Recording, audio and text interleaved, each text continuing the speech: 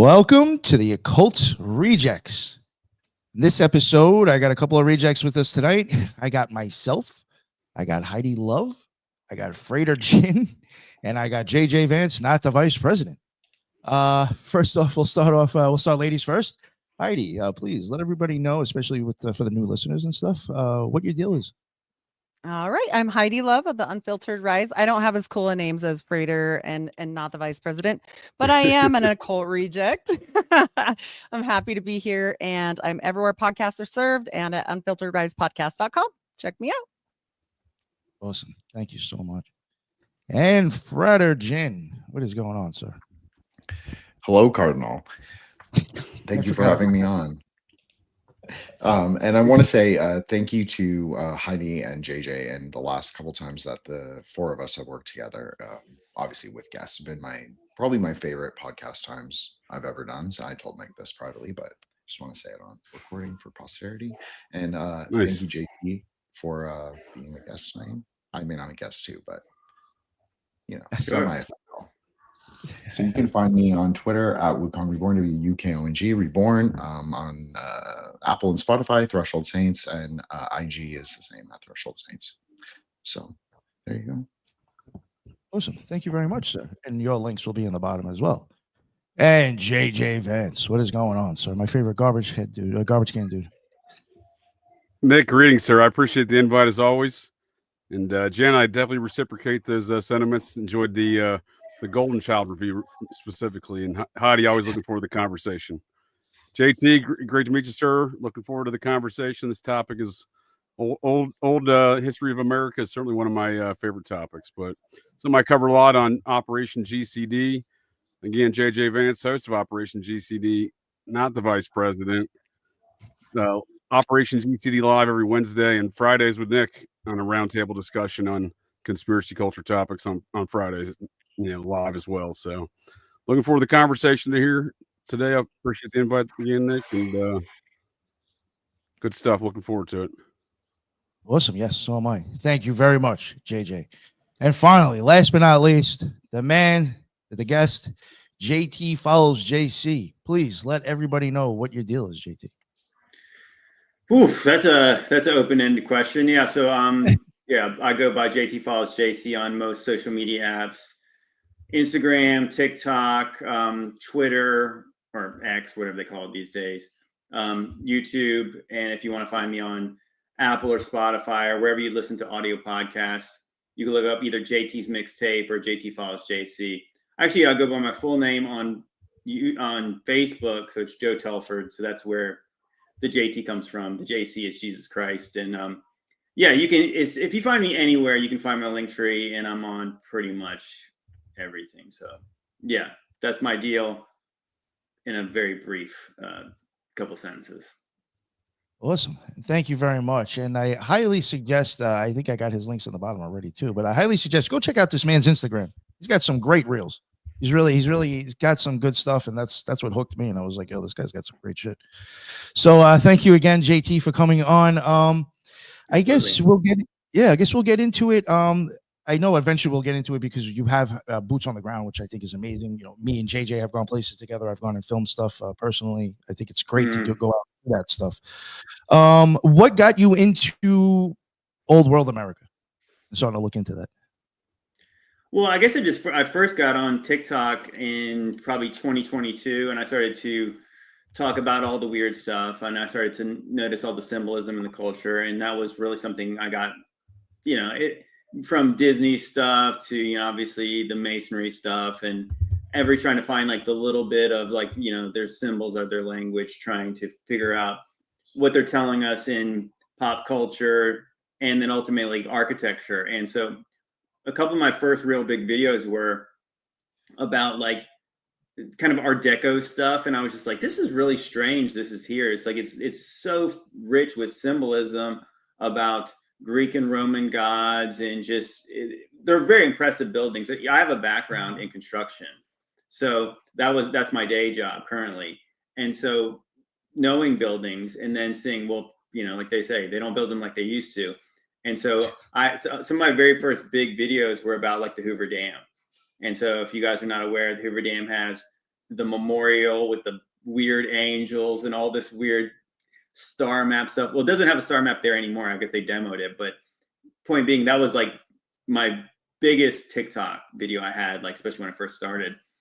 And that was just something I was interested in. And I was really interested in like the General Electric building in New York. And I kind of just followed like, probably a pretty erratic like video structure where I would hop from one topic to the next.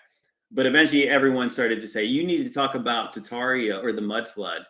And I hadn't looked into it at all. And I just thought, this is just so bizarre. And it wasn't until I started to kind of put it together, like as a Christian guy, like what if this is evidence that maybe the time before us was more advanced? And if it was more advanced, how does that square with a biblical understanding? And so some of us have been talking about, I don't know if your listeners are aware of like the little season of Satan in Revelation 20. And it's basically a theory that it's not a theory per se. It's a biblical idea that maybe we're on a different part of the timeline than a lot of people believe we are. A lot of people are waiting for the return of Jesus, but if you really look at the Gospels, Jesus is talking to a specific audience. He's coming back at a very specific time, and he's telling them they'll see it in their lifetimes. And so if that happened, what if Jesus came back? What we're told is 2,000 years ago. I don't believe that, by the way. I believe the timeline's wrong too. But what if he did come back then? What if there was evidence that he did? And maybe the evidence is some of the crazier structures that don't make sense in the way that we understand how they would have been building things 200 years ago, 400 years ago, 500 years ago, 1,000 years ago. The things are more impressive than the things they put up today. So there's a lie somewhere in there. So I think that made me more fascinated, and that made me go look. And yeah, I really can't get enough of this topic because it's just so interesting to me. I'm assuming you've probably gotten into the World's Fair, like looked into all that stuff. Oh yeah, I think that was one of the first things when I saw the Columbia exhibition in Chicago of 1893, and somebody saying like, this is Chicago. And you're like, what do you mean it's Chicago? It's like, there's no way that's Chicago. And then you look at it and it looks super impressive. And then somebody tells you those are all temporary structures. And you're like, there's no way that they're temporary. It couldn't be temporary. I think the funny part to me is like when you hear like the mainstream or the normie take is that, oh, they were just facades or they were just made of plaster and wood. But again, as a guy, somebody with a construction background, I know that just because it's made of plaster and wood does not mean it's temporary. It's only temporary if you want to demo it afterwards, but it being the size and the detail and the scope of all the things that are there, it can't really be meant to be temporary unless it literally was like a movie set. If like you went behind it and there was nothing there. But based on the size of it, plaster back in those days would have been a cement-based plaster. So what you need for plaster on that kind of scale, you would need a metal frame. And so it's funny because like my dad got to experience a lot of my like really weirder conspiracies going through it, but he had a background in lathing and plastering. And so when I told him, I said, people are just saying these are only made of plaster and wood. And he understood what I meant is that does not mean it's temporary. What do you think they build things out of now? They actually still build skyscrapers out of wood. And the fact that you have this super ornate, detailed plaster, there's no way they could slap that up in that short of time. And if they built it as big as they did, they had to build it with enough structural integrity for it to not fall down. Because it's so insane. And when you actually see some of the shots from inside the buildings, they look like almost like airplane hangars, but they have steel frames in them. They weren't temporary. I don't care what they say. And again, like that you see in Columbia or the Columbia exhibition, there's ponds and there's bridges and there's fountains and there's a million arches, there's a million domes, there's a million everything. There's a million light bulbs. They didn't have light bulb factories back in those days. Everything they say about that just reeks as like the biggest lie and the biggest cover up.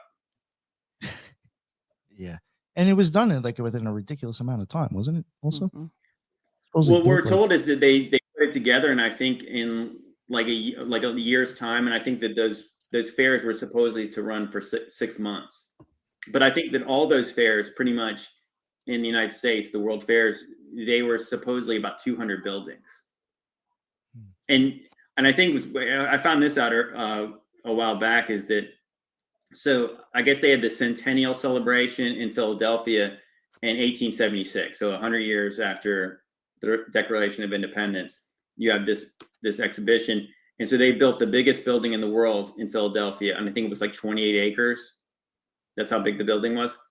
Well, later, Chicago builds one that I think was like 44 acres. That's how big the building was. So for temporary exhibitions, world fairs, they built the biggest buildings in the whole world. More than right, one time. and the footprint. No, right, in the footprint of these areas of these fairgrounds are huge, right? We're talking square miles, right? We're not talking, a football field. We're talking 20 to 40 square miles, right? Yeah, it had to be, because you're talking. So the funny part about it is that when you see like pictures of Chicago, when it just comes out of nowhere and it's like a big city like we know today, you would think about it like where those fairs would have taken place. They would have been prime real estate. So what was there before they started building all the infrastructure and all the buildings for the fair? They just had this big blank spot right next to the river. Like it doesn't make a lot of sense when you really actually think about it for like 5 seconds. It just doesn't make sense. It's never really made a lot of sense to me logistically. You were mentioning the light bulbs. I mean, especially the Columbia's World's Fair there in Chicago. I mean, this is an era where no one's got light bulbs in these large volumes, or the capacity in which to power them, right? Right. Well, I think what they're saying is that the narrative says that, this is right around the time that Edison and Tesla are going back and forth about like AC versus DC current. And I think Tesla and some other guy, I don't know how many other guys, they went out and used, I guess it was the alternating current, and they were going to wire this whole thing. But you can only imagine that how long it would take to provide electricity to this whole thing, which is all lit up. And again, you're saying like that. I mean, I'm guessing at this time they had to make light bulbs not in mass, so they had to make them like by hand. Right. So it makes no sense. Obviously, you see the whole thing is lit up. 200 buildings, massive buildings, and the whole thing. But all those fairs are like that, because I think they had the Midwinter's Fair in San Francisco the next year, I think 1894, and it's the same thing. It's the same old story. How do you guys feel about Memorial Day? They're kicking off the new World's Fair. Trump is this year. Well, how many did they make a place look like Chicago? They say it's going to be a whole year long. It's going to go. So there's like a touring like specs and everything. I'm not sure what they're going to entail with it, but he is definitely toting that he is starting the World's Fair starting Memorial weekend. So I find that weird. It makes me nervous, honestly, because of what we saw happen last time, I think that, yeah, let's do it. I mean, because I think that we'll be able to show you that you can't do anything like they used to do back in the 1800s today. Oh, yeah. And, for sure. But I mean, I don't even have to see what they'll do today, because it's funny. I think I want to say, if you go back, there was a World Fair I want to say somewhere in Washington, maybe it was Tacoma, a place like that, somewhere in the Northwest. Seattle? It might have been Seattle, and it was. I think that's the Space Needle, right? No. There was another. No, there was another one. It was like I think it was like 1974 or something. And what they built was like you'd expect them to build. It was like wood shanties and tent looking structures. There was nothing impressive about anything they built. And so you're talking about like nearly 100 years, a century after they were building things in the biggest building in the whole world in Philadelphia. A more modern World Fair looked like garbage. It looked. I mean, it looked like a carnival fair. It looked like, obviously, it looked like what they would bring to different cities, and they would build things just for it to be temporary. You don't build things made of plaster and stone and build bridges and all that kind of stuff unless they're going to be around forever, kind of like the Olympics. So if you go to like, what is it, Lake Placid? When I was in high school, they took us up there for a senior trip, and you can see all like the bobsled and like the the ski jump stuff. You could see everything, and they kept those buildings. They used it for like Olympic training facilities for a while, but they didn't demo the buildings after they built them for the Olympics. They kept them. So why in a more primitive time would they build all these buildings that are super cool? I mean, it looks awesome, just to throw them away and do nothing with it. Oh, for sure. And again, back to the electricity, that's really always bothered me with these World's Fairs, because some of my experience I did 20 years in the Air Force. Some of my experience was going to austere environments in the Middle East and setting up new bases. So we're the first on ground, and getting electricity into an area that has no electricity, even in our modern era, is kind of a task, setting up shop like that. So how they're powering these large, again, multi-square mile cities of, like you said, 200 buildings with all these lights and everything else. I mean, they were lit up. It wasn't just a few lights. I mean, this looked like a carnival of lights. So how they're powering that is always really troubled me. Well, it's not, so what I was commenting on was just running the wires, just getting the light bulb. Well, you're right. There's actually a really good book from John Levi. It's called Evidence of the Old World. And it's specifically about the city of San Francisco and kind of like a very, let's just say, sus history of it. Sure. San Francisco appears on very old maps from the 1500s and many maps in between, even though San Francisco was not discovered, supposedly, until 1776. But if you read that book, at one point it does kind of just do the math on what it would take to power one of these world fairs that's all illuminated. And like, so where is the energy coming from? So if you really think about it, like we're told, like if you look up the story of Edison versus Tesla, they literally just invented electricity like a minute ago. And then now they're powering this whole fair. So where is all the energy coming from? I mean, they would have to burn coal. They had to do something in order to power the thing. And so it was really breaking down exactly what it would have took to power this many buildings, sure, and where the power would have came from. And yeah, when you read it like that, I mean, because again, I can't do the math. I don't know all the logistics of it, but it makes no sense when you actually try to make it make sense that this is done to, unless it was done to lose a bunch of money. I don't know. The whole thing is it just makes no sense. I wanted to ask too on other things that you've kind of looked at. Have you ever noticed, or have you ever covered stuff specifically that has to deal with mounds? Have you ever noticed mounds like popping up? Oh yeah, for sure. Like that's when we, so my buddy Brian and I, his name is @Demon Racers, pretty much on everything. And we did a movie called Ancient Angels. And so we were joking off air before. I said it's obviously to play on the name Ancient Aliens. So the ancient megaliths is kind of like who built them. And so if you watch a show like Ancient Aliens, everything is aliens, right? And Yeah. so we're similar. So we're saying it was Nephilim, but the funny part about saying that is that if you actually look into what the mythologies were, they would talk about gods coming from the heavens. They didn't talk about them coming from outer space. They were talking about them coming from somewhere up here. And then there's always all these peoples who are ancient to us speak of a more ancient peoples that were giants. And they give them credit for the things that we can't explain. So it makes sense that obviously everything's big. But what I find interesting, even in kind of like the parallel research between like the old world and even like the ancient world, is that many things were covered by this layers of sediment. So when you hear about mound builders, I don't think they built mounds. I think they built structures. I think that these structures are now under dirt and sediment and now grass, because it's really interesting. If you look into like in like the Yucatan Peninsula, you look at things in South America, you look at like some of those, like the step pyramids where they found, like I think it's in, forget the exact name, but some of these Aztec looking structures, pyramids, you'll see what they look like when they found them. And they were complete. I mean, like if you didn't know it was a pyramid, you wouldn't really know. Like sometimes the top of them was just exposed. I want to say, I think it's either called the the temple to the sun, and the base of the pyramid is as big as the Great Pyramid in the Giza Plateau. It's not as tall, but when you see what it looked like back before they excavated it, it looked just like a big hill. So I think that what's likely true is that all those mounds have some kind of a stone structure under them.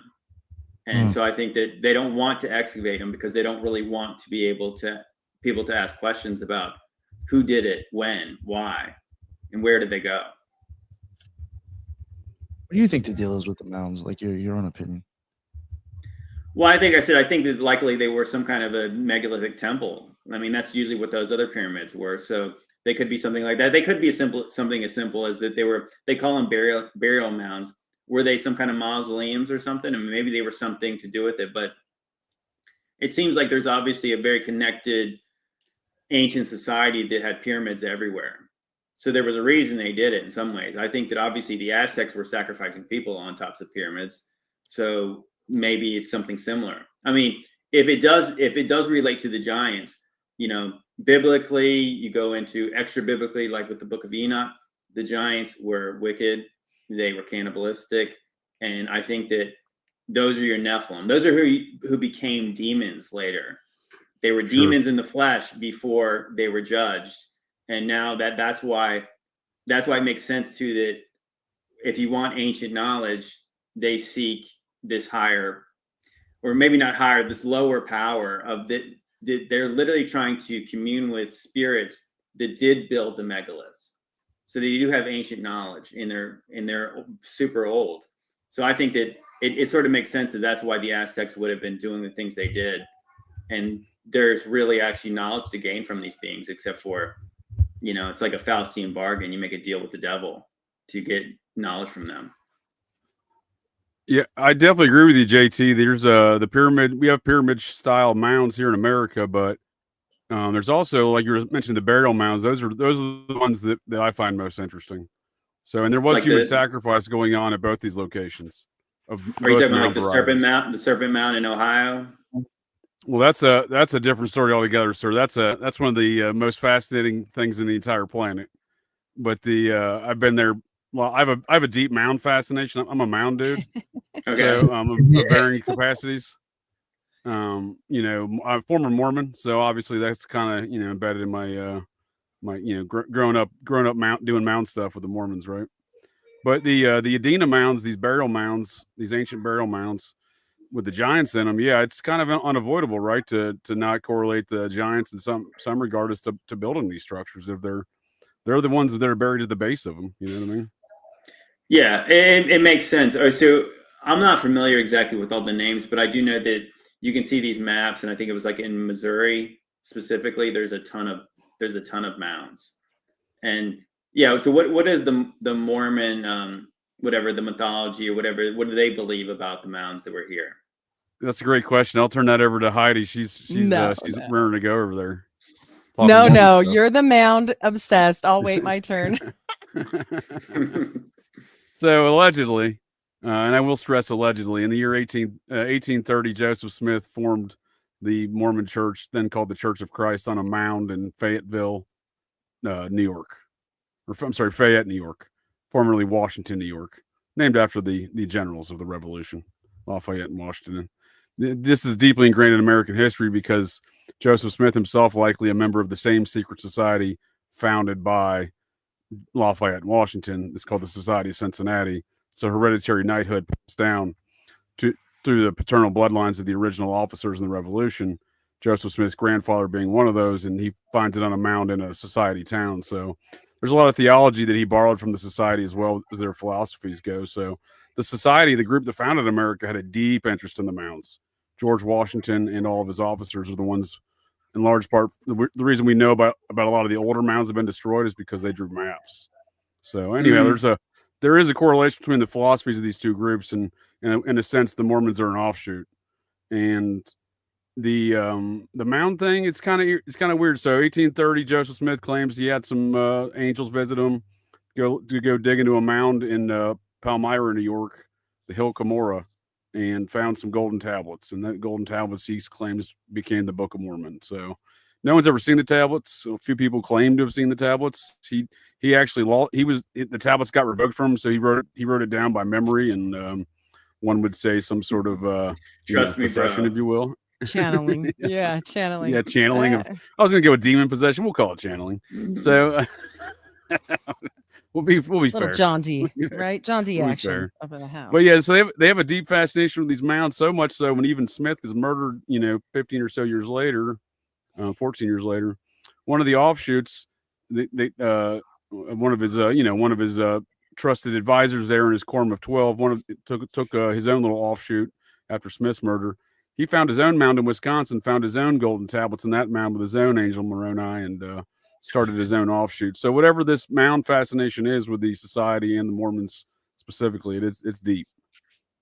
And the great grandpa of Joseph Smith actually was the one to help create the plan for the Boston Tea Party. So he was no small fry when we're talking about so big time. No, that's super interesting because it's funny some of the research I've done where, I grew up in like a you'd say a non-denominational Christian church, and so my father is from Utah. So we got people in the family we're in the Mormon church. And so that's where I live. Of course, yeah.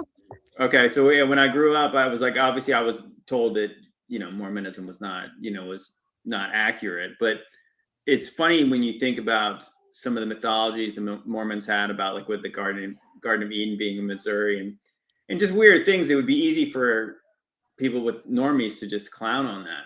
But the more I've like dug into history, I have actually said, maybe it's worth revisiting some of the stuff they said. I'm not saying everything they said was accurate, but it is sort of weird to think that what if this place, America, is more significant than we were told it is, and it was this place that was not discovered until 1492. I mean, I know that's a lie. So I mean, what did they know?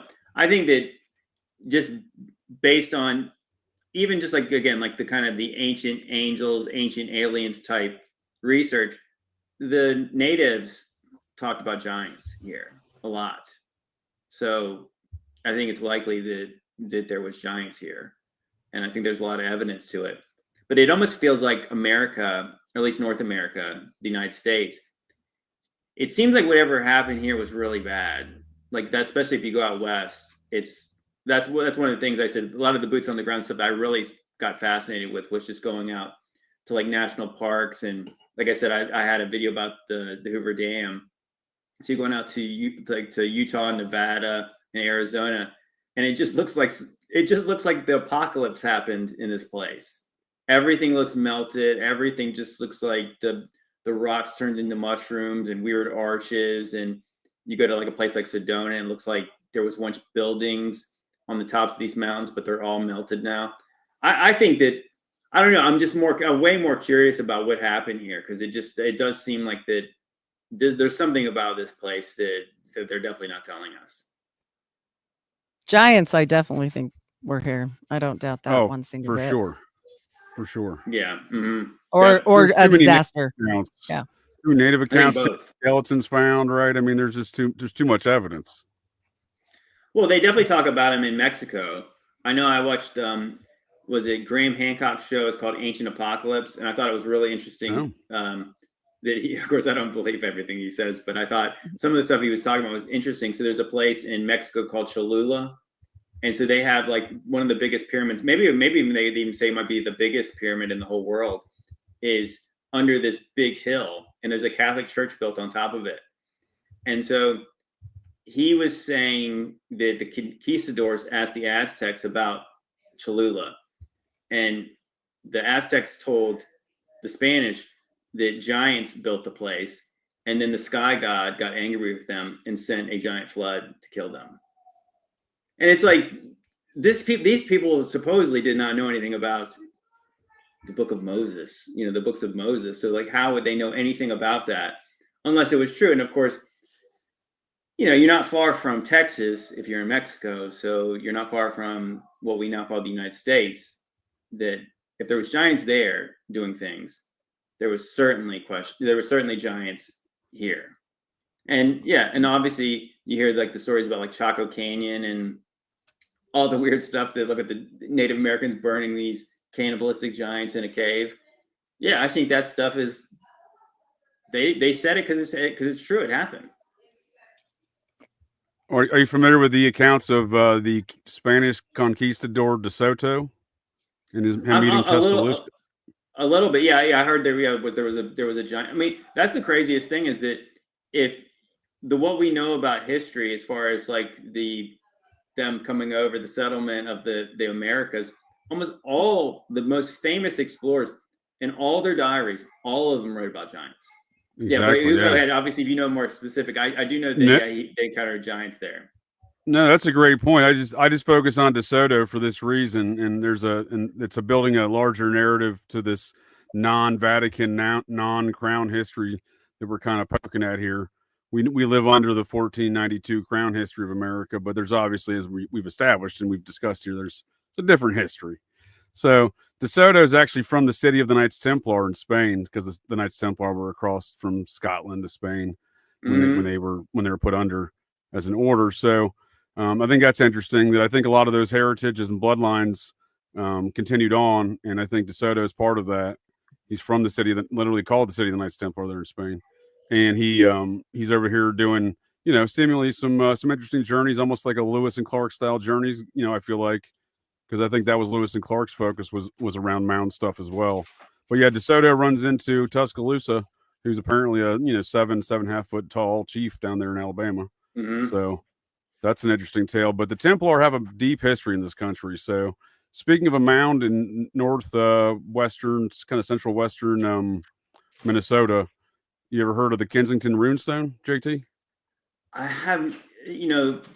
I feel like I've heard that before, but I tell me about it.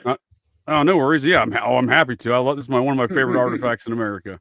So it's a tablet with an inscription from the 14th century, dated onto it. The language 14th century from the island of Gotland in Sweden, and it was apparently written by or inscribed by a monk, because that was the only folks that knew that language at the time there. And so these things can be yielded from it, but it's a tablet that's with an inscription that was uncovered in the circa 1892, by a farmer in Minnesota. He was removing a tree, and and the roots of the tree, the tree's roots had grown around this tablet. So when they were uprooting the tree, this was wrapped up in the roots. The tablet was. So it's been kind of transcribed, and it's, like I said, it's dated on there multiple times. I think it's 1364, but what it is the land claim by some Knights Templar. So, and the Templar monks that would have inscribed that would have been the Cistercian monks. That's who started the Templar. It's the Robin Hood tale, if you will. Friar Tuck, he's the drunk monk. He's a Cistercian monk. Robin Hood would be a Knights Templar in that tale. That's a Knights Templar focused tale. But anyhow, so there was Templar Knights here bearing a land claim in 1364 in Minnesota. That land claim, that medieval style of claiming land, was making these land markers and burying them. That was common practice, and you did it at the confluence of waterways, and anywhere where that waterway touched, that was your land. That's how it went back then. So strange that we would later get that all of the land from that land claim would become America's in the Louisiana Purchase. But there's a deep history we don't really understand, and once again, mound related. This tablet was buried in a mound. And even inscribed it on the mound, on this rise of land, is how it starts off. Yeah, that's really interesting. I think that what's funny is that I'm sure a lot of you guys went to public schools, and when you did, they told us that Columbus discovered, an island off the Americas, but he discovered America. And then I remember my teacher kind of almost like cheekily said, well, a lot of people actually believe that Vikings got here first. But the funny thing now is that it's widely accepted that they did. They believe that Leif Erikson likely got here 500 years before Columbus did. Okay, so if that's true, it's sure. like, so if that's true, what did he do? We're told nothing. I mean, but that makes zero sense. Is that for one, if the Vikings did get here, that means Europeans got here 500 years before Columbus did. So the Europeans got here 500 years before Columbus.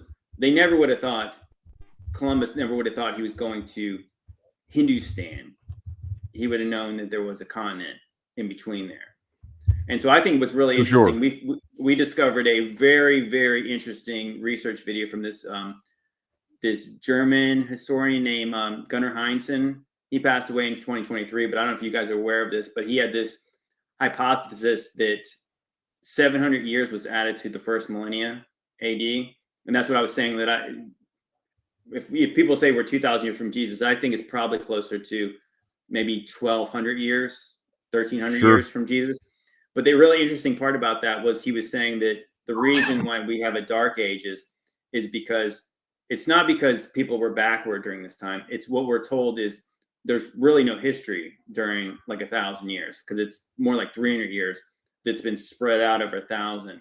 So what his conclusion was, based on the strata, was that all these buildings that were supposedly built over 1,000 years were all built at the same time, because the strata tells the story that all the kind of Roman things were built at the same time. So with that being said, it was really interesting. He was showing like coins and pottery and language, because he was saying like that's what we're told about the Dark Ages, that architecture did not advance, language did not advance, and also culture did not advance. But when he starts to show the coins and everything, he starts to show these Roman coins of these ships they had, and they look identical to the ships that were supposedly 700 years later by the Vikings. And so I couldn't help but wonder, I said, so if this could kind of tie in maybe to the old world stuff, that isn't it really interesting that there's Greco-Roman stuff everywhere? We're told that the Romans basically only, like, obviously they conquered Europe, they conquered parts of Asia, parts of Africa, and obviously, you know, like the Middle East. But what if the Vikings were actually part of like a Roman empire? And if they got here, when they got here, what if they built stuff? What would it look like? Could it possibly look like the stuff that looks Greco-Roman here, that looks really old? And I thought that actually makes a lot of sense, because I think that some of these buildings, if you did take 700 years away, could you believe some of these state capitol buildings? Could you believe some of these old cathedrals in America? Could you believe that, like parts of DC, could you believe that stuff could be about 1,000 years old? I mean, I think it could be, because if you actually look at, like, if you go to ancient Rome, the main thing you notice between the difference between like Rome and like DC would be that one building's been taken care of and one building has not, and one building's been allowed to age. And I think that I don't know. I think that I don't know, for some reason that just resonated with me, that why is there Greco-Roman stuff in Japan? Like, how does that make any sense? Like, literally before World War II, there was Greco-Roman stuff there. There's Greco-Roman stuff everywhere. So That's interesting. What if Rome really did conquer the whole world? Like, when they say they conquered the whole world, it was the whole world. That's an interesting concept. I never considered that, JT, really, to be quite honest with you, because you make, you know, I've long considered a lot of this the Greco-Roman stuff in America just a fascination of the founders, right?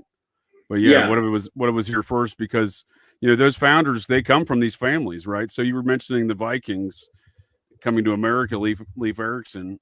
So, and I think Heidi was the one that commented actually in the chat. So Lonsall Meadows is recognized as a settlement of the Normans in 1066 coming into Nova Scotia.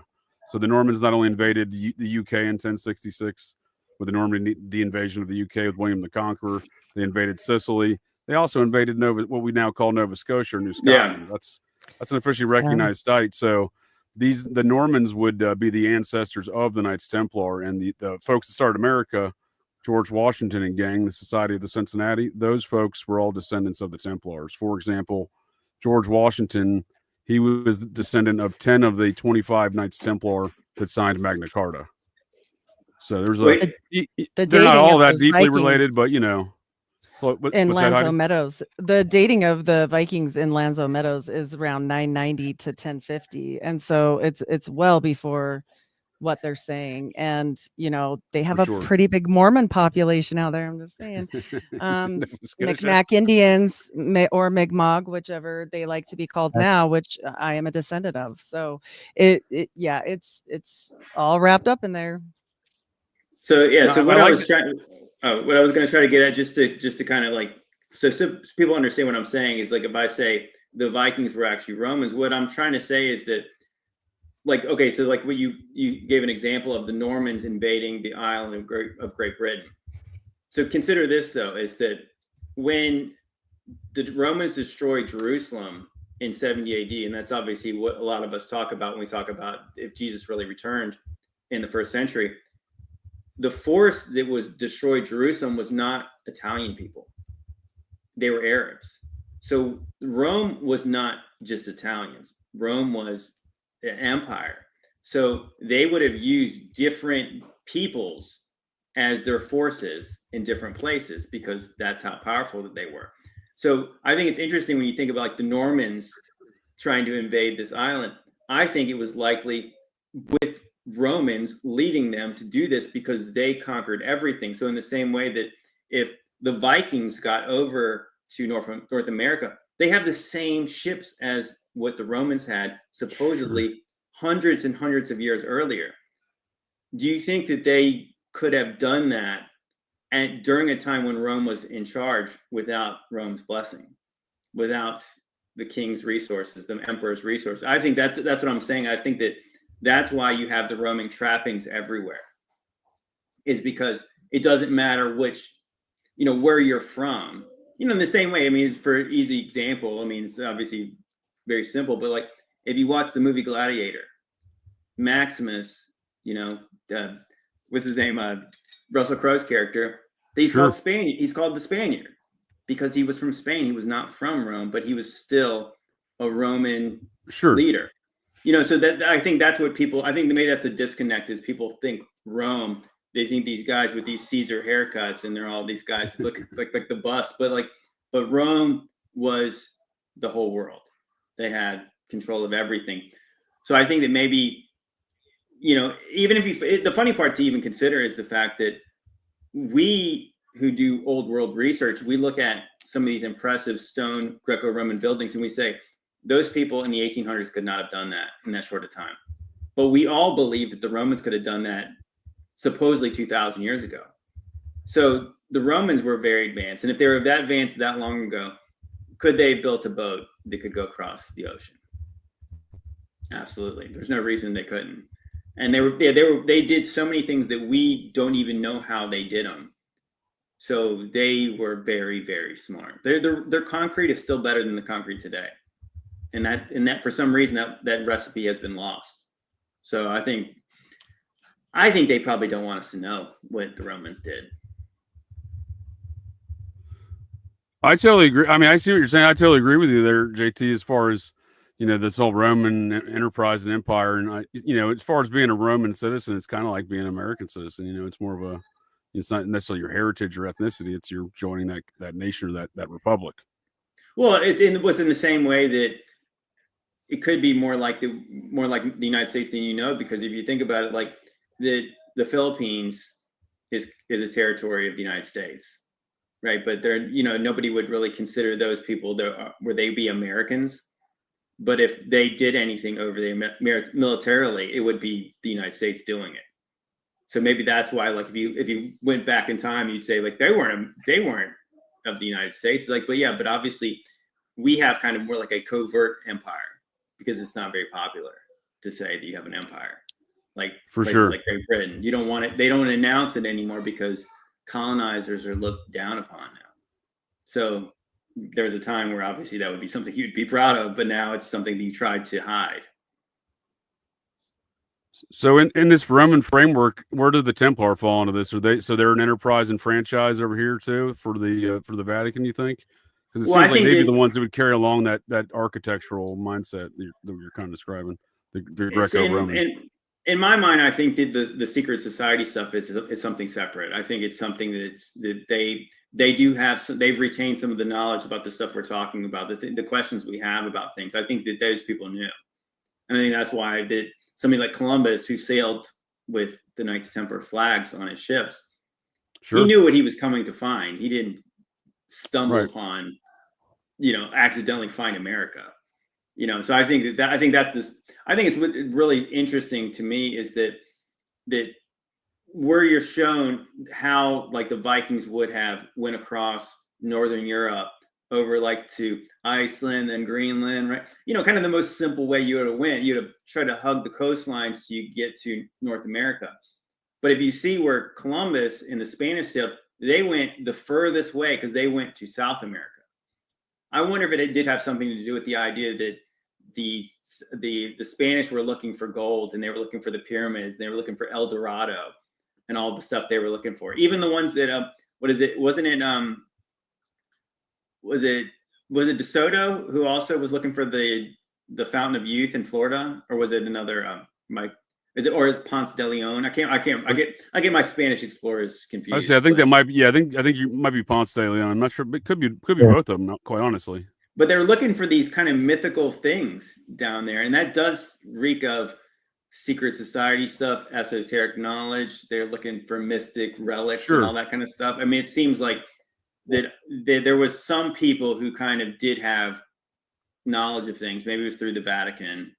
You know, I know that the Templars and the Vatican didn't always see eye to eye, but I think it's all in the same vein. Like the Templars are the ones who were digging under Solomon's old temple, you know, the old Temple Mound, and finding all kinds of esoteric knowledge of things.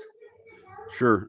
And it is a good question to ask. How did they learn this knowledge? Where did they get it from? So Columbus marries into a descendant of the Templar families. His father-in-law was head of the Knights of Christ there in Spain, which was the successor to the Templar after they got put down. So Templar were put down, I think it's 1307.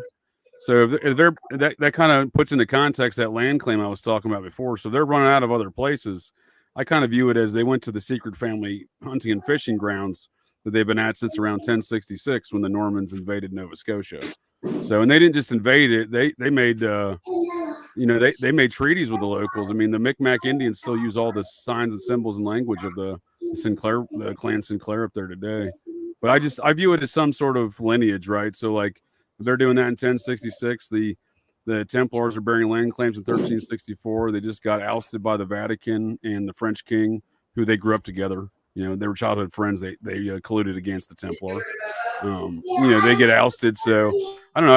I feel like, I just see what you're saying with all their secret journeys. They got a lot of that, but I just feel like some of this stuff might get passed down through these bloodlines and organizing principle. We don't understand if we're not part of them.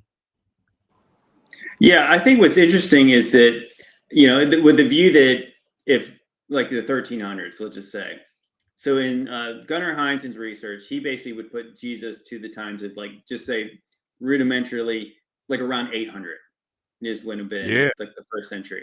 So then you think 500 years after that. So, based on what I've researched now, I'd say that's in what you would call the millennial kingdom of Christ. I think it's interesting that those people like the Templars were being persecuted by the church at that time. And I know what we're told about the Catholic Church, and I know we're told about the Orthodox Church, and I'm not saying everything they did was good, but I do think it's kind of interesting that some people think of like the millennial kingdom as this really peaceful time. But it really doesn't say that in the Bible. It actually says that Jesus rules with a rod of iron. So I often wondered if he meant that he would use the church in these other nations to go do what he wanted him to do. So you have like these secret societies that literally have to be secret because what they're doing will get them burned at the stake, right? And then so what you could look at almost what we believe could be the start of like Satan's little season would have been right around the times of all these revolutions in America, in France, eventually in Russia, so you have all this stuff happening. But people who know, and obviously you guys, I'm sure you guys all know, that the founders were all into secret societies. People like Thomas Jefferson, George Washington, Ben Franklin's in like the Hellfire Club, and they're all doing super weird occult things. And I do think it's kind of an interesting idea is that they view this as the Novus Ordo Seclorum, the new order of the age. It's like there's all this divine providence about this place. And then they have the Great Seal of America. You have this pyramid with the Eye of Horus on there. I mean, it seems to me like that is where you get some of this stuff. Maybe that now it's like they're free to practice their secret religion right out in public. And most people don't even understand what they're saying, even though, again, they're putting their symbols on everything that you should know. I don't know. I do think it's interesting, like that now it's something that it does seem like, oh, this is just conspiracy, but this stuff is obviously real. And yeah, like that would have got you dead back in the 1300s. But then now it's like literally those people have their own country. and that's the country we live in now. And I think it makes sense that our history is a complete lie now because they don't want us to know. No, for sure. I like the idea though of the 800 or 700 year gap there getting changed or added onto the timeline, because relative to the Templars and their crusades, digging under the temple down there, they came back with some stories of what, I think the biggest beef between them and the Vatican is they worshipped a different king.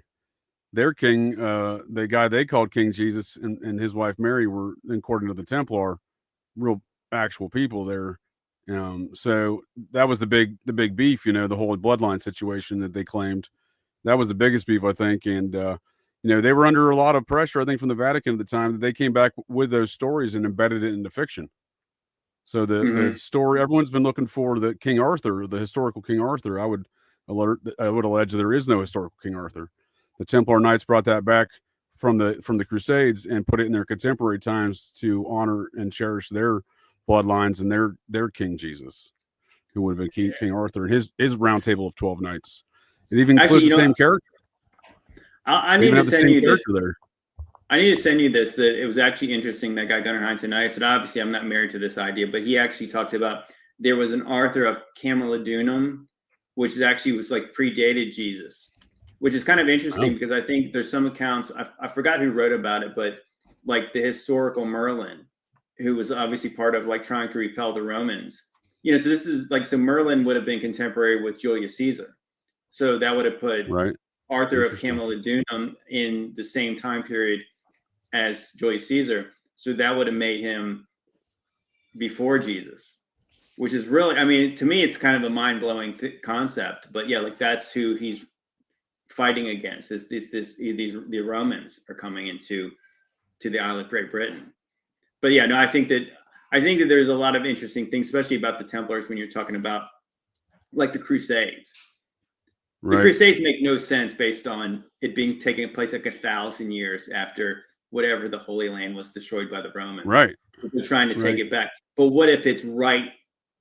It's almost right afterwards. Sure. Like what if you take that 700 years away, it does put it right in the same time period, where it makes sense, because the way that history talks about things is that you had this wasteland, or this Roman outpost in Jerusalem for a long period of time. But the Gunnar Heinz research was saying that if you had, here's what makes sense to me, is like I said, the Romans would use foreign forces to do what they want. So obviously, how would they do that? They would say, hey, you guys help take this place for us. We'll make you citizens. We'll put you in charge of this place. You'll be a prefect in this Roman Empire. So if they used Arabs to go conquer Jerusalem, that's what happened in 70 AD. Well, it's likely that they would have burned down the temple, and they would have burned down all the important parts for the Jews, but then they would have stayed there. And if they would have stayed there, that's who the Knights Templar and all the people from Europe would have went to go fight, is the people who basically became the Muslims, Islam, afterwards. Sure. I think that makes a lot more sense. It would make sense. Yeah, I agree totally. For sure, that's you're bringing some interesting concepts, JT, that I haven't really quite considered. I have considered these fake timelines. I'm hip some of those ideas, and I certainly think there's a lot to it. And with the Crusades, that makes a lot more sense than what you're describing too. Just I'm playing it out. So the first Crusade, it was about 25 or 30 years. They set up shop over there in what is now modern day Sanlurfa, Turkey, right on the border of Turkey and Syria. Basically where that ISIS has been blowing stuff up for years, other terrorism over there. But that just happened to be the capital of the kingdom of who the Templar believe is their Jesus. So I find it strange that that's where they focused the first couple decades of their Crusades, into that capital city of that kingdom of Edessa. Well, you think about it, the book of Revelation is written to 7 churches that were in Asia, and they were in modern day Turkey. I think some of the people who talk about potentially Jesus coming back, we talk about, like the day of the Lord is described as a time where the mountains will melt like wax. And if you ever just look up pictures of Cappadocia, Turkey, that place looks really jacked up. It looks like buildings that were melted like ice cream, and now they kind of resemble what look like some kind of weird looking tower things. But yeah, like you can tell the place looks like it got smoked. So there's a lot of significant parts of Turkey, even with like Mount Ararat's there. So it's a really significant place. But yeah, you have Turkey, sure. and then obviously you have Jerusalem. Yeah, it kind of makes sense that after all the stuff went wrong, like what would they have done? They would have went and had to dig into the ground. They digged in, was it Mount Moriah, which I think is really interesting. Yeah, Mount Moriah. So if you think about like in the movie The Lord of the Rings, so where is where did the dwarfs dig their underground things? They had the mines of Moria. It's all the same stuff. I mean, it's like that's what they're saying. So there's these legends where they had all this advanced stuff under the ground. I think that's the story of them. Yeah, the Templars digging into the ground and looking under Solomon's temple and see what relics they could find. Sure.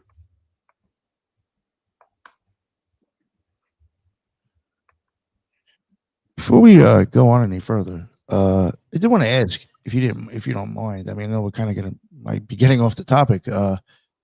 What was like? I know you had gone places yourself, actually. Like kind of like went to go, take a look at stuff yourself. You want to talk about? Yeah, well, I mean, yeah, absolutely. I mean, I'm in southeastern Virginia, so I'm about depending on traffic, I'm 3 to 4 hours from DC. So I've gone up there quite a few times recently. I live real close to about an hour and a half from Richmond, Virginia. But the truth is, I think once I started to have an eye for what we're looking for, this stuff is really everywhere. So we had to go into. My wife had a class in Raleigh, North Carolina. So of course that's the capital of North Carolina. I went there, and in every place you go to a state capitol building. You obviously go to the nation's capital, and you see the same kind of things. You see domes, you see columns that are just so ridiculously big. Granite structures, you see the mud flooded look where you see like the street, kind of like when you see like the windows at the bottom and like the street goes up and then the windows kind of disappear as the street goes up. Like anyone would ever build anything like that. You see like window wells where the ground's here and they actually dug out around it and they put like fences around where the windows were. All these buildings you can tell for sure is that they have stairs up to what is actually the second floor, at least. And then you have to go down to get to where the first floor is. So it's clearly like these places makes sense to me.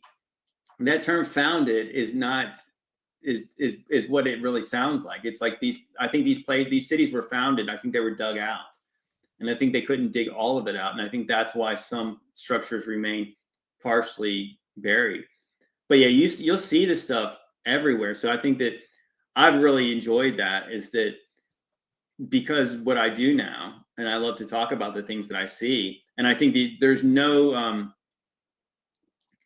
picture does any of this stuff justice until you actually go to some of them. And some of the places I've gone to, even I was very recently in West Palm Beach, Florida, and I found one of the most fascinating ones I ever had saw was that they have a courthouse down in there, and I think they call it the Richard and Pat Murphy Museum. And so they turned this old courthouse that was supposedly built in like the 1820s into a museum.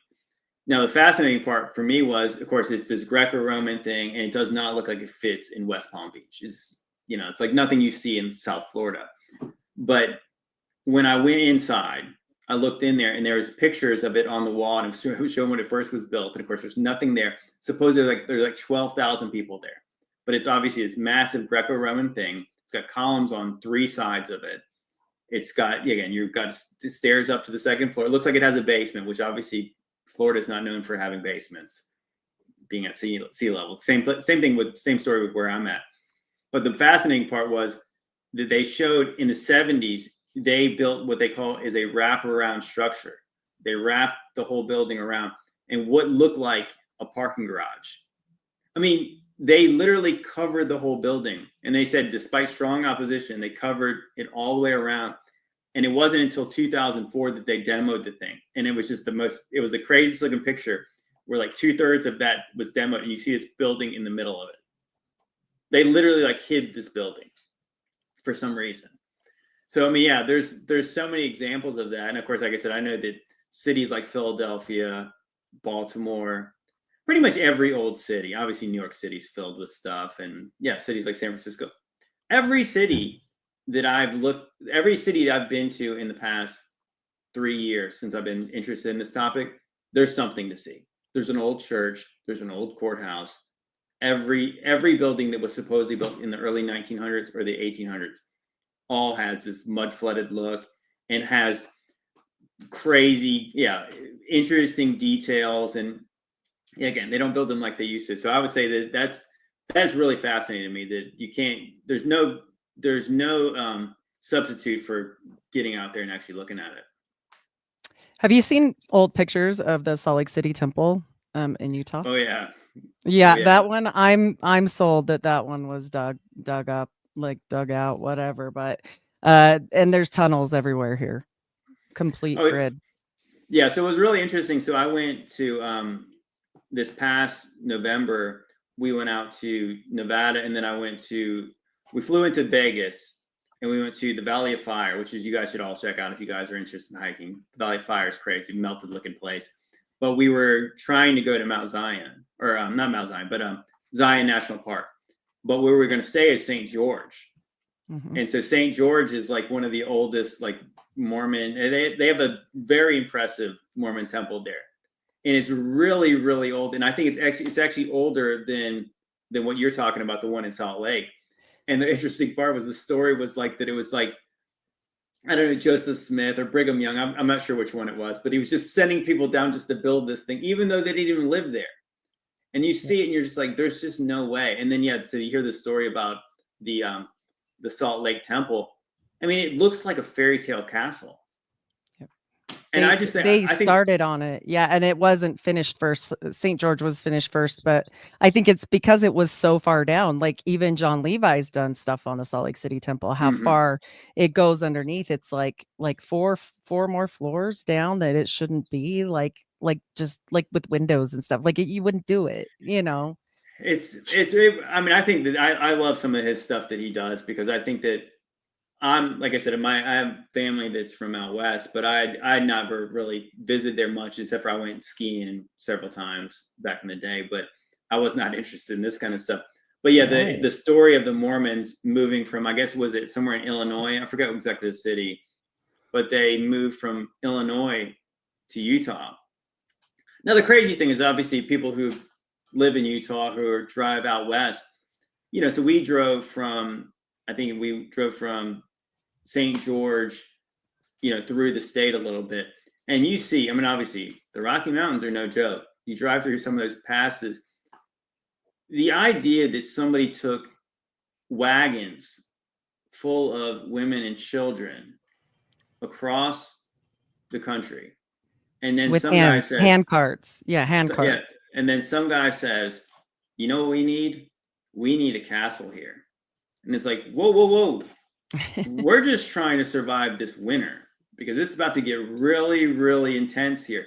But it was like, so that's what we're told, is like, so as soon as they moved from Illinois to Utah, they started building that temple right away. I think that they redid the top of it, but like even the granite that they say they did, it's just not, I mean, it's just silly. The quarry is further away than people would think on these little donkey carts. Okay. And then on top of it, you've got all these old photos, like what you've said, which is tons of dirt. It looks like an excavation, which I'm sure. And then they changed the top of it, because I think it used to be flat and they added the spires, but I'm almost sold on that. I mean, like, that one was a big game changer. And the fact that they still have the running tunnels underneath it that they use to this day. So, I mean, I think, to me, what has made the most sense is that what you see is, like, when you look into kind of this, the weirder parts of the old world research about, like, maybe like insane asylums, orphanages, and hospitals and schools and all this kind of stuff.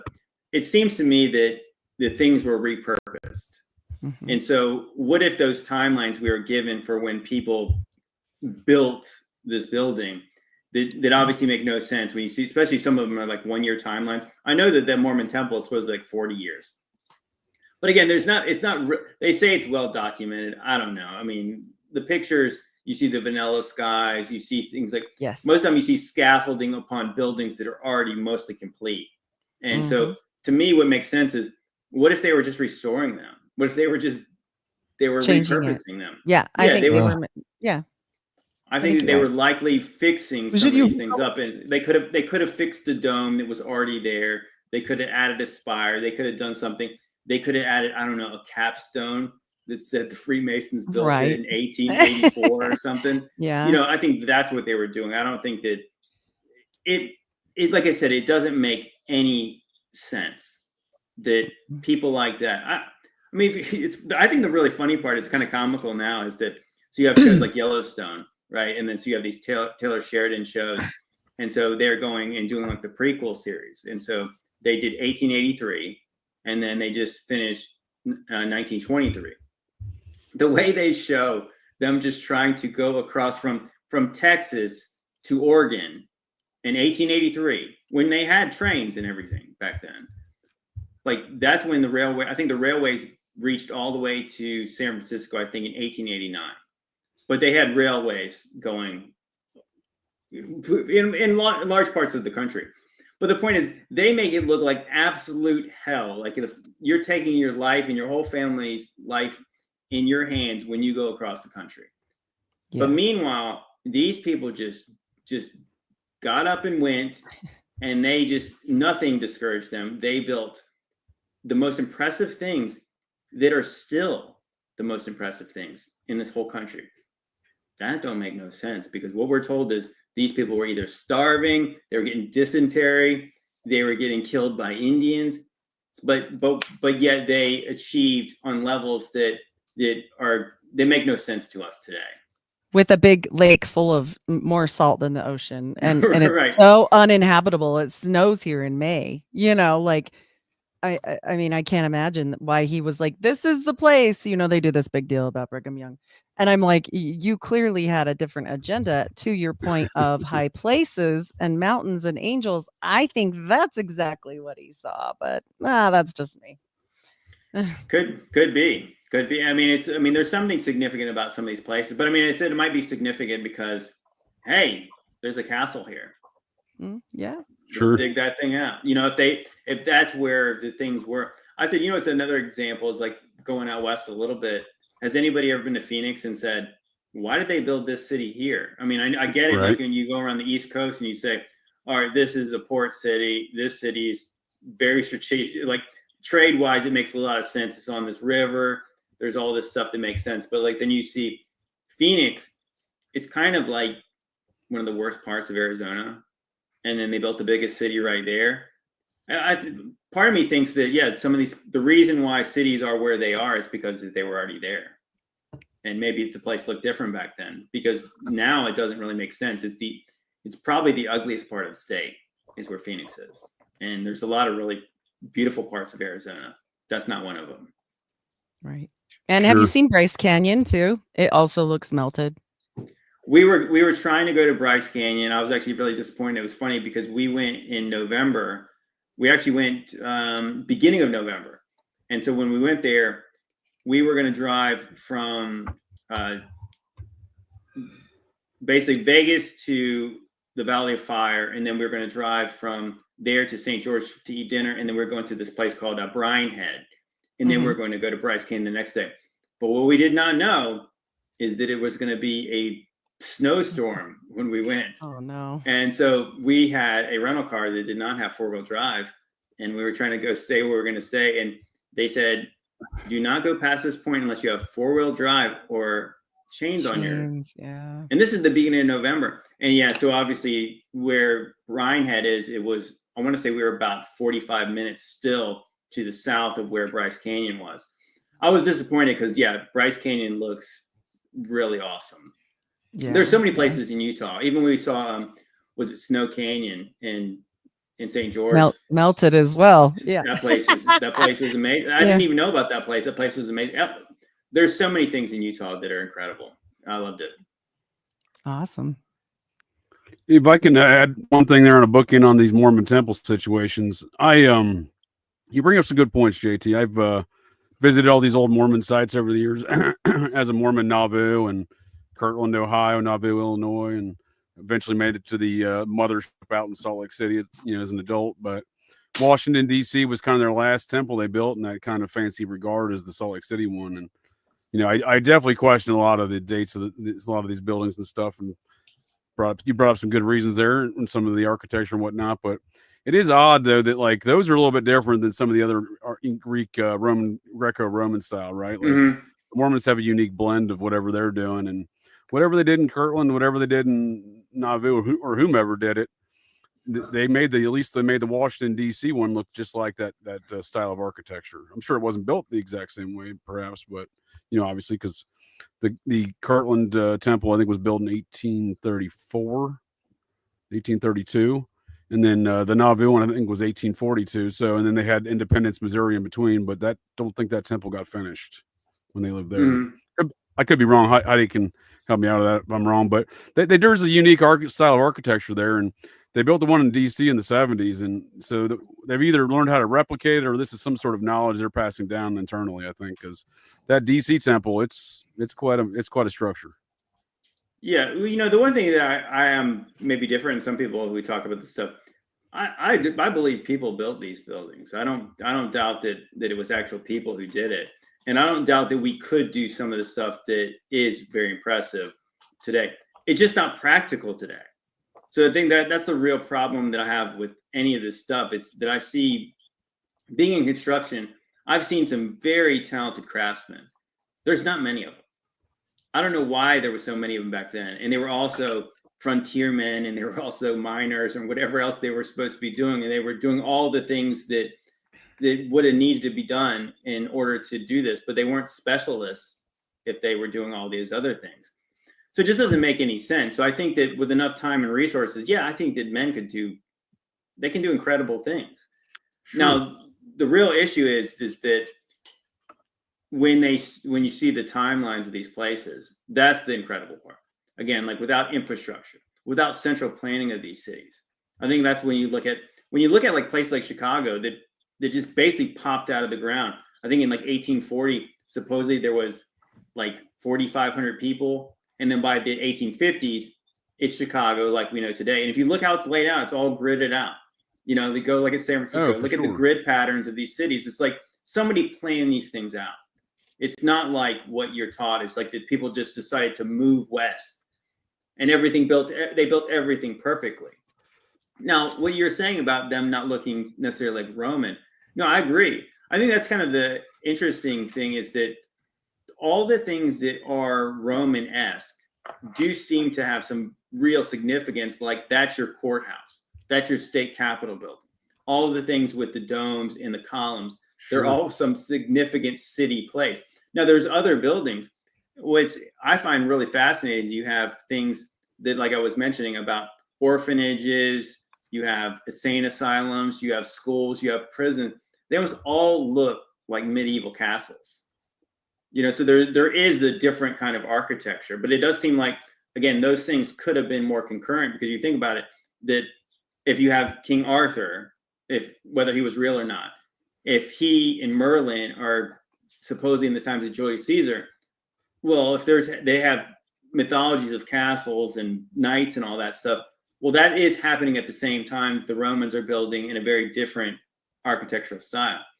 But you also have, after that, I think, again, it makes sense to me, is that if you have the times of Jesus, after the times of Jesus, then you have things like the grand cathedrals.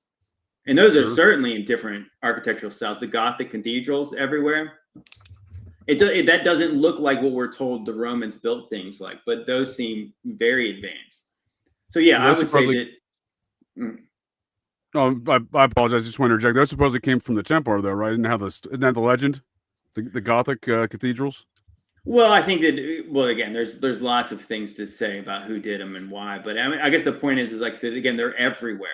Like there's advanced cathedrals in lots of places, and it's just, I guess all I'm saying is it's a very distinct, different style compared to either both the castle style and also the Greco-Roman style. So again, like we're still talking about a world full of people, whether they're controlled by the Romans or whether they weren't.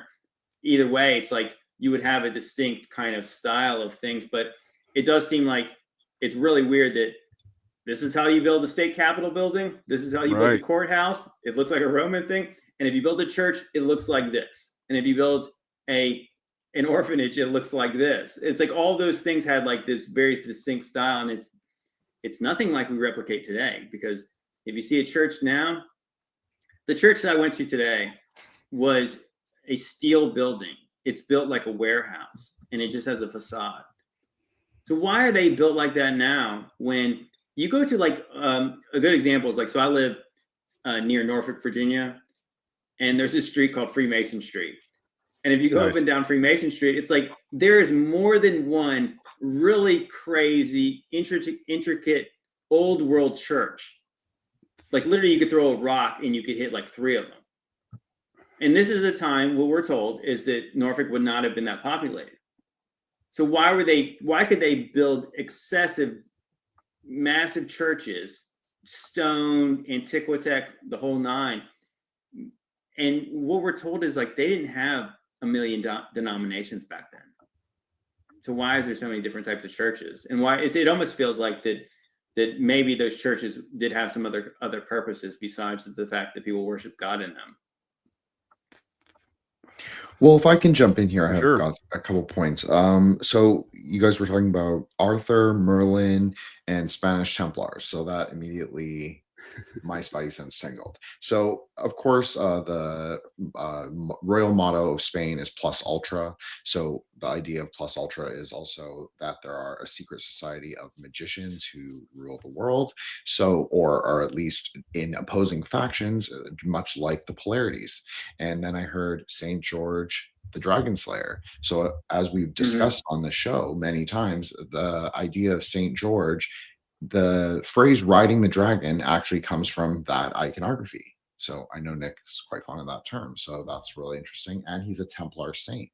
So, and he comes from the region, the Palmyra region that JJ was actually referencing, which is that region in Turkey, Syria border. And that is the jinn, not my name, the jinn worshiping region. So it's very interesting.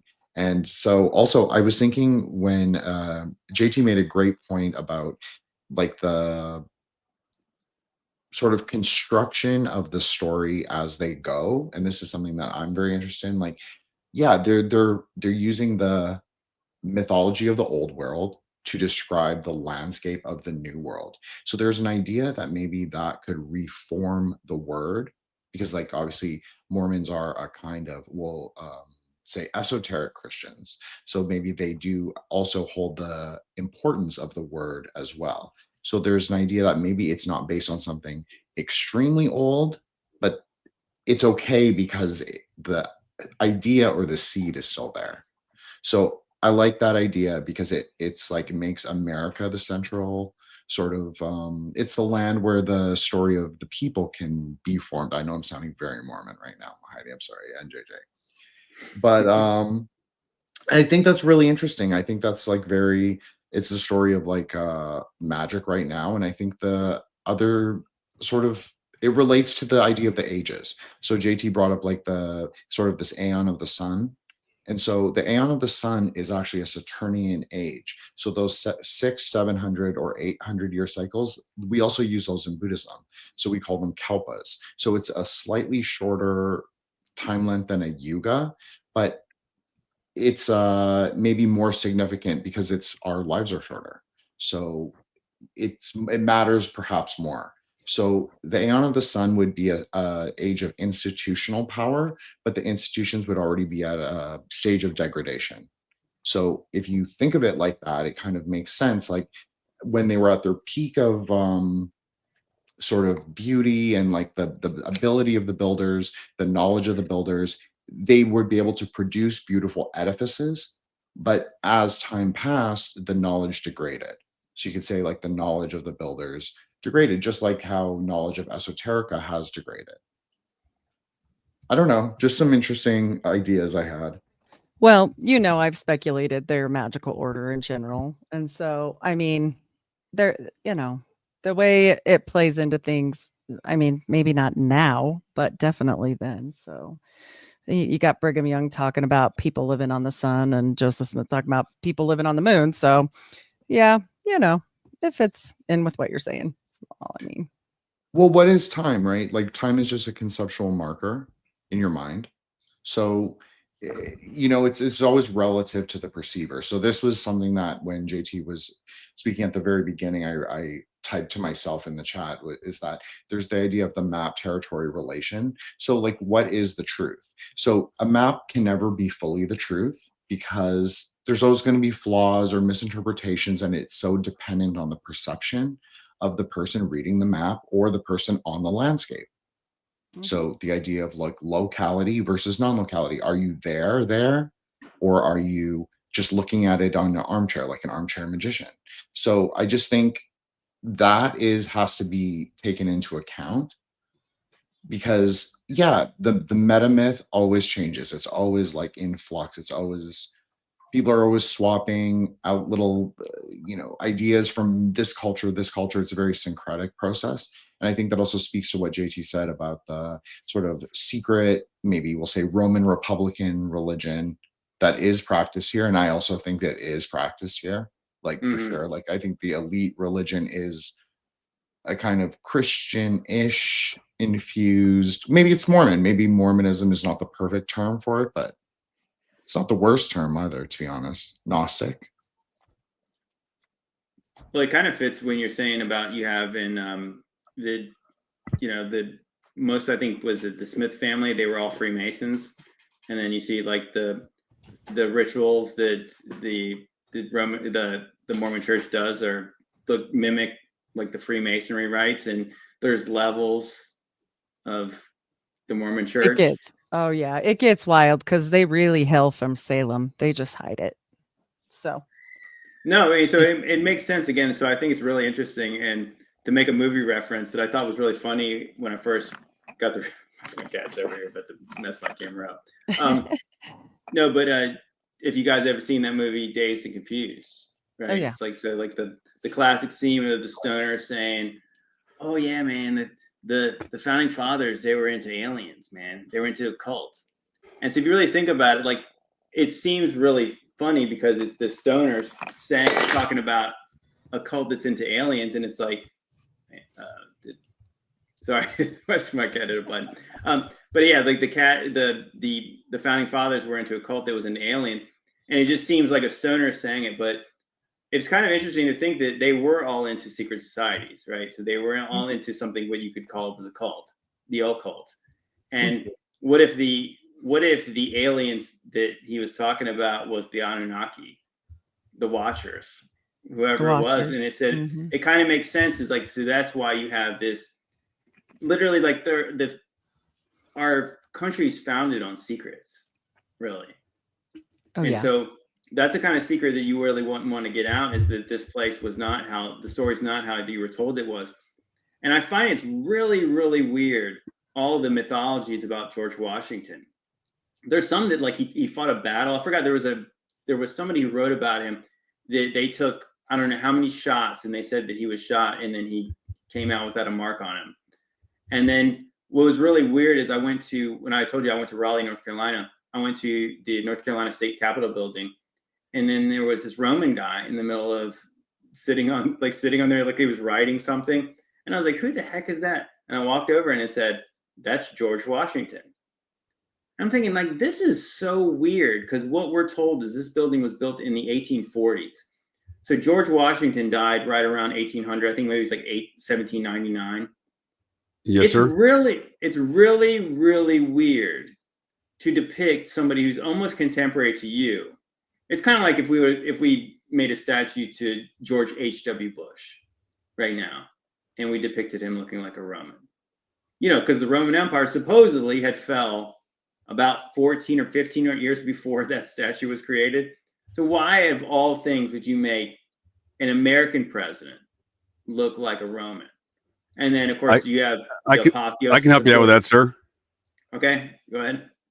So back to that Society of Cincinnati that Washington founded. They venerated a man who saved the Roman Republic in 500 BC, Cincinnatus. So okay. that was part of their philosophy. So when there became a cult of Washington in this country, I call it. So that cult of Washington, you've identified one of their idols that they've built since then, embodying him as this sort of since the modern day Cincinnatus is what he basically thought he was kind of the reincarnated version of Cincinnatus, right? But why would you build that in North Carolina though? Is that kind of weird? So the Society of Cincinnati had a chapter in every colony, and they still run America. So that's what I'm getting at. There's this cult of Washington. That's weird. Okay, that's weird. It's super weird. Have you ever been to the Capitol building up there in D.C. and seen the? Oh yeah, I've been to all of them. That's what I was saying. I was going to talk about the apotheosis of George Washington. That is weird. It's kind of like the American presidents, and of course I've heard the stories that the Freemasonry, the Scottish Rite Building, they do a raising of Osiris ceremony every time a president's inaugurated. That's what they say. I mean, I've never actually witnessed it, and probably wouldn't be alive to talk to you guys if I had. But that's what they say. So obviously, Osiris, obviously an Egyptian deity. He's synonymous with resurrection, the underworld, and so. But what's kind of fascinating is like the way that George Washington's kind of typically depicted is more like Zeus. So if you look at the apotheosis of George Washington, it's kind of like he's kind of sitting in the Zeus spot. And then there's a really famous statue that I think was outside. I'm not sure where it got moved to, but yeah, he's sitting in the chair, looking like a Roman, just like Zeus did in one of those old temples. Right. I think that's really weird, but it's almost like that if you go and you can't help but think about the symbology of like you have the Capitol building, right? Which a lot of people have said. And again, I'm almost throwing through a little bit of a loop if the old world stuff is true. But just if you go with the Freemasonry lingo that I've learned or the symbols that I've learned, you have the phallic symbol, right? You have the Washington Monument. The obelisk that's obviously symbolic of a phallus. It's also symbolic of Osiris. George Washington being a symbol of Osiris. But then you have like the reflection pond, and it kind of points toward the Capitol building. Then you have the rotunda, right? The rotunda has George Washington up on a mural, ascending to be a god. It has an empty tomb that was supposedly for Washington there. It's almost like Jesus vibes, is that there's a tomb that's empty. He's up in heaven now. But what I find really interesting, if you go the other direction, you have the Lincoln Memorial. And Lincoln looking like a straight up giant with the phallic symbol here, then the pregnant belly. It's like the fact that they're all aligned in an order. It's almost like there's definitely weird kind of godlike vibes from the Lincoln Memorial. It's all too weird. And it is kind of weird like that. If you believe kind of like what we're saying about the old world research, you have to kind of almost say like, what about Mount Rushmore? It's sort of weird, like that they built this thing kind of in the middle of nowhere, and they put these very elaborate faces on there. What if some of the stuff we're saying is true? What if Washington was not from the 1700s? What if he was way before? What if he really was part of some kind of Roman, thing? I don't know. I mean, like I said, I know it sounds crazy, but the way he's deified and the way he's shown as a Roman, I think it's kind of weird because it's super weird. It just does not fit with like what you were told about this kind of guerrilla force fighting the redcoats. Like we're like fighting in the woods and we're like not obeying the law. But you have this guy, and he's out of all the things you would depict in what you think of America, Roman is not it. Well, they're reusing the myths of the old world to ascend him into apotheosis, because there's one way of thinking. You can say like the Constitution is the Mithraic contract, so thus the compass. So in and of itself, there are certain, whether it's the outer sort of the superficial meaning of the Constitution, or maybe like hidden seeds within it, that there's like a way to use that as a hermeneutic, at least in Masonic thinking, right? Or Templar thinking, if Templars indeed did found America, which I think maybe many of us agree with somewhat. But I think that's an interesting idea. I think that they're, it makes sense. 13 original colonies ascending into Zeus. He's Jupiter's associated with the number 13 and the number 13 4. bloodline families. That's right. And it is the number of infinite expanse, right? So it expands into perpetuity, and it also brings infinite wealth and honors. So it's Isn't a perfect number. isn't also a number synonymous with rebellion too? 13? Well, it's a number. It's synonymous with progression, so that can be sometimes perceived as good or bad, right? Mhm. If I may offer my perspective on those walk in America, there, JTs, you're pointing out with the apotheosis, the giant dick statue. These things are all very strange. Yeah. So I often there's obelisks. There's actually obelisks all over America. Like that was one thing I learned recently. They're everywhere, and a lot of them are built on mounds. Yes. Even there was one, actually, I had a friend that did, or like somebody who's in the audience did boots on the ground, and there was one in Kentucky that was the tallest, I think, unsupported, concrete obelisk in the whole world. That was for Jefferson Davis. Yes, sir. The other first president in America, right? What? Like, I mean, really, seriously, like they would have built that for Jefferson Davis after the Civil War. That is. Come on. So he was, if I may, he was also a member of that same secret society, the Society of Cincinnati.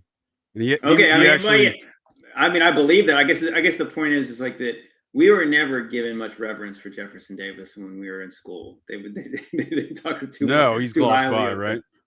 Well, it's kind of funny, actually. He was never really talked that badly about, but he was never. You wouldn't think that they would honor him in that kind of way after. Oh, there's some folks that do. Well, after the Civil War. Yeah. When they're building a giant monument like that. So with the Washington, though, I like to look at it like this: is Washington never sanctioned a giant dick statue or for himself to be incorporated as a god. There is this cult within the Society of Cincinnati that venerate him as that because they wanted him to stay on as king. And he declared himself Cincinnatus, the man who was giving power back to the Republic. Isn't that story kind of a little bit absurd too? Is the fact that they were fighting against the monarchy in Great Britain, and they said, "Hey, let's make this guy king." Right afterwards, it's let's go under a different monarchy. But what's interesting, what you said is like, so if George Washington didn't want those things, what we're told is, who did? Thomas Jefferson. It's like Thomas Jefferson, obviously famous Virginian from here, from where I live, is that we're told that he's the one who wanted everything to look like Rome. He's the one who's fascinated with Egypt. He's the one who was friends with Adam Weishaupt from the, who was the founder of the Illuminati. Sure. I think it's really interesting. I think they were saying that George Washington and Thomas Jefferson did not like. Well, George Washington did not like Thomas Jefferson. But if you see what they were frenemies. Yeah, if you see what Thomas Jefferson wanted the original Washington Monument to be, it looked really crazy. It had like columns and all kinds of stuff. It's really strange, honestly. Yeah, I think L'Enfant is often credited with a lot of the stuff in DC as far as the design of the Greco-Roman stuff, because again, him and Latrobe, these are men of the Society of Cincinnati. They were infatuated with this Roman Republic. So this was, again, the era of Cincinnatus running, taking control of Rome and giving the power back to the people. He did it twice, becoming a farmer, then the military leader and dictator, and then they wanted him to stay on as the dictator king of Rome. And he said, I'm giving it back to the power to the public. And Washington said the same thing when he resigned his post. Again, he thought he was Cincinnatus. Consequently, Donald Trump and Steve Bannon think Donald Trump's Cincinnatus, so watch out. Sorry, yeah, that's interesting. Sorry about that, JT. No, it's okay. I was going to say that. I was saying one thing that's really interesting about you talking about like the building of DC, though. That's another one that's interesting. If you look on old maps, and then what is it? They have Nuremberg. Sometimes Nuremberg showed like it looks like a little bit further northeast, but there's some maps that look like there's castles and things that right around where the Potomac is, and it's shown where the modern DC is. Which, it's really funny to think about that the history we're taught is that Philadelphia was the capital of the United States for a short time. And then they were going to move it to like a neutral site. And so they didn't want it to be in Virginia. They didn't want it to be in Maryland. So they were going to build it in the middle. But practically, does that make a lick of sense in the days when you were taking wagons to do things? So they built a Roman city during 2 wars, right? Like that's when it was being built. They were building it during the War of 1812, where they built this city. Partly it was burned down. Then they built it again, and they built it. They were building like the Capitol building. Like some of the most impressive buildings in DC were being built where, with the crow flies, but the capital of the South being right there, like in the 1860s, right during the middle of the Civil War. I mean, it really does seem like the logistics of trying to get people to go build a city where they have literally no place to live while they're doing it. Let's just go build a city in the middle of nowhere. I think makes sense. Yeah, right, exactly. Some of those old pictures of like, one of the craziest old pictures is when you see like the Lincoln Memorial, and it looks like it's World literally, Fair too, right? It looks like it's abandoned. It looks like it's in the middle of a swamp. It's unbelievable. But when you actually see the way DC's laid out, these were obviously not amateurs putting that city together. It's like the way it's the grid pattern. Obviously, you can point out like the pentagram in there and just all the weird stuff. It's highly advanced, very advanced. Magic, building sigil magic. That's what it is. It's they even do this in Kathmandu, like the capital of Nepal, is built as a mandala city. So the actual city, the old city of Nepal, is built in the shape of a Buddhist mandala surrounding a magical stupa that is a lightning strike receiver. So the idea is that it's more conceptual, like we take it more consciousness level, but you could say that that's exactly like the technology, the spiritual technology, meaning the knowledge of the Masons or the builders or the Templars or whomever. It's to tap in using the principles. So I had a show on this about how ley lines, you could maybe argue speculatively that they are the obelisks and all monuments and things like that. They're used to draw power from the ley lines.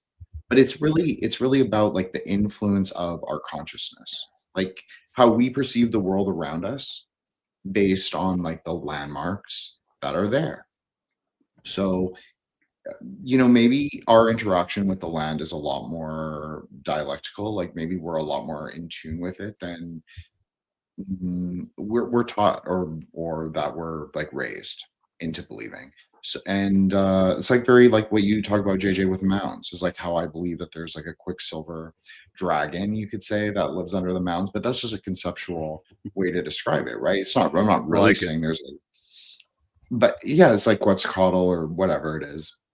I think of it as Rahu, obviously, but that's what it is. And so it's really lightning. It's really like a conceptual ley line, you could say. Like, yeah, maybe there's a spiritual level, maybe there's an energetic level, but really it's just a point in space where maybe the veil's a little thinner, so you're able to go a little further.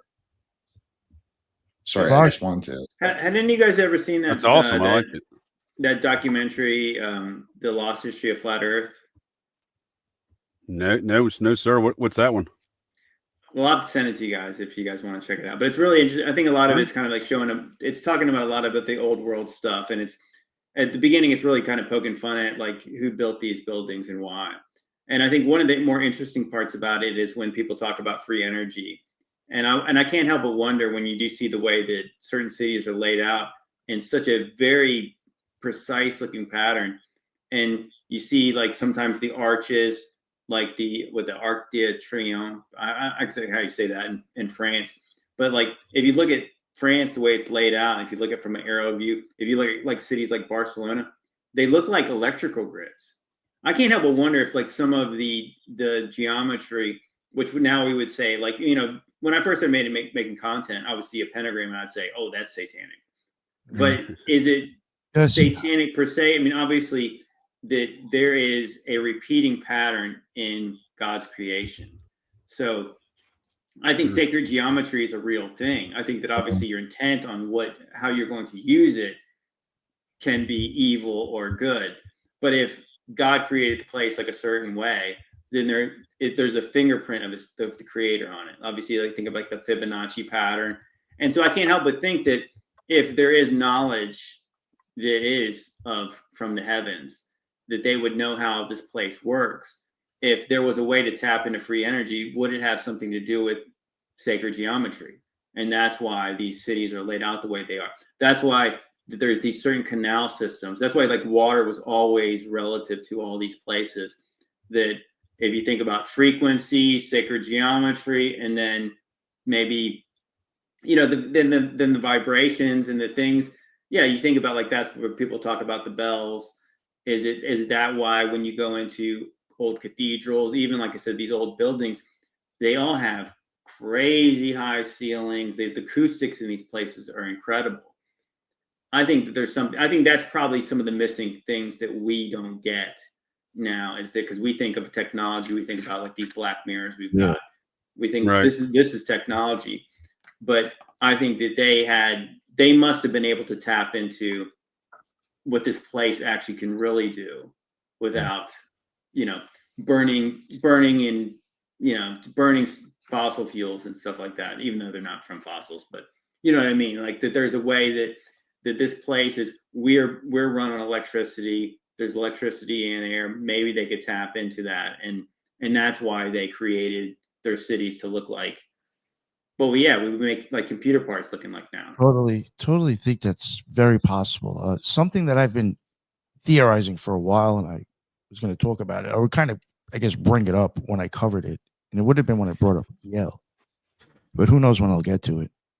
It's an idea that I have had, and I know, unfortunately, it will take away some of the glamour of talking about them, but obelisks.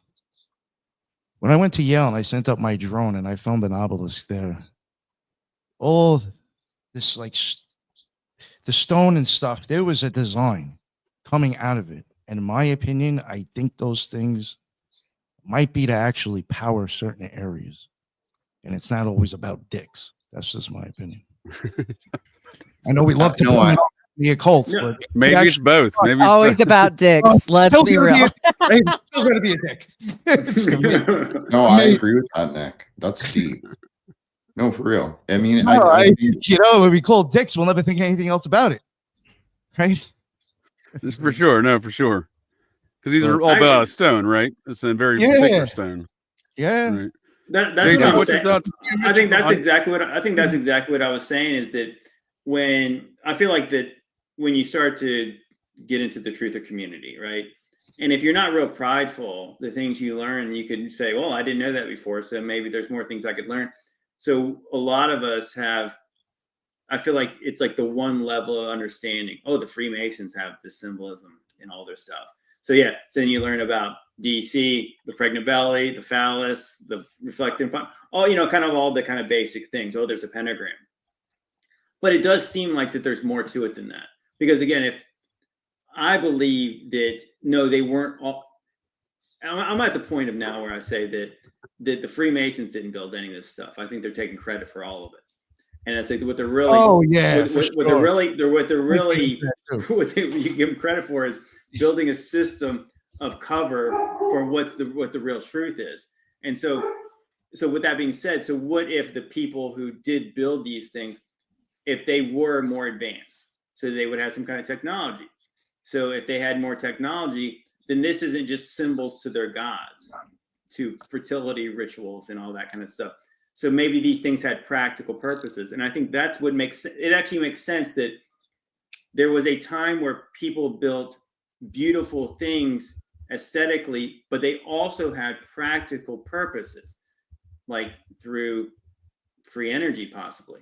And I think that's what some people have thought, that maybe at some of the towers or obelisks, if they were some kind of conductive thing, whether they stored energy or they received energy, it actually makes sense to me. Because again, like if you go see a church with all these weird looking electrical looking antennas on them and domes and copper roofs, it just seems like practically, if it does not have any real practical purpose, aesthetically you could do with a lot less and it would still be pretty. Sure. So I think that those things, being in the places they are, being in almost every major town, I think that they did serve a practical purpose. I think it was more than, I think it was way more than just symbolism. So I actually agree with what you said now. I mean, that's my new level of understanding, but I mean, maybe I'll learn something else, but that's what I think right now.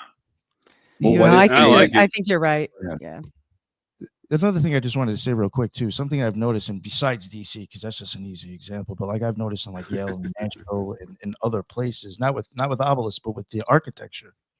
And something that you had said, and I do think I agree with this too. I think they get way too much notoriety.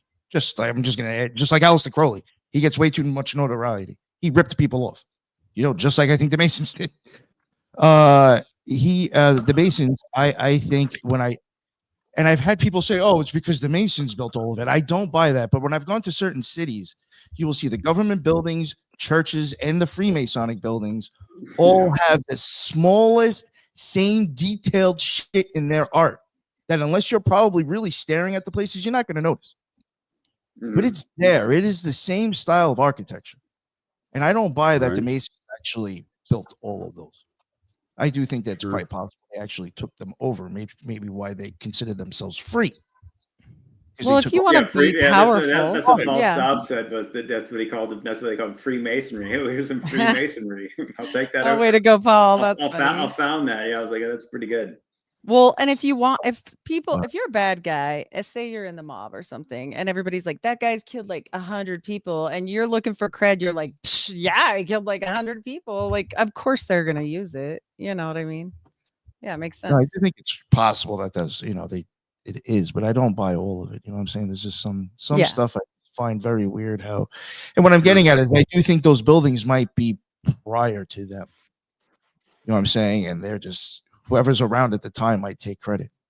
I mean, I have to understand another thing, and this is what I think we also have to take into consideration. I was wanted to bring it up earlier. They supposedly said the Empire State Building was done in a year, and then if you look at 13 months, look at other buildings, it's almost like impossible. Like you have to also think too, like back in the day, we don't have the technology that we have now that you would know what somebody was doing or what it even looks like a few hundred miles away. You'd have no idea what it looks like in another country across the world. Now, if people start popping up and start seeing shit, you got to start making up excuses. Sure. Yeah, wars are perfect. What is this? The hell is this? Yeah, if you see the old construction photos, the Empire State Building, it does look like a joke. It looks like a established. Joke. Yeah, it looks like a joke. Mm-hmm.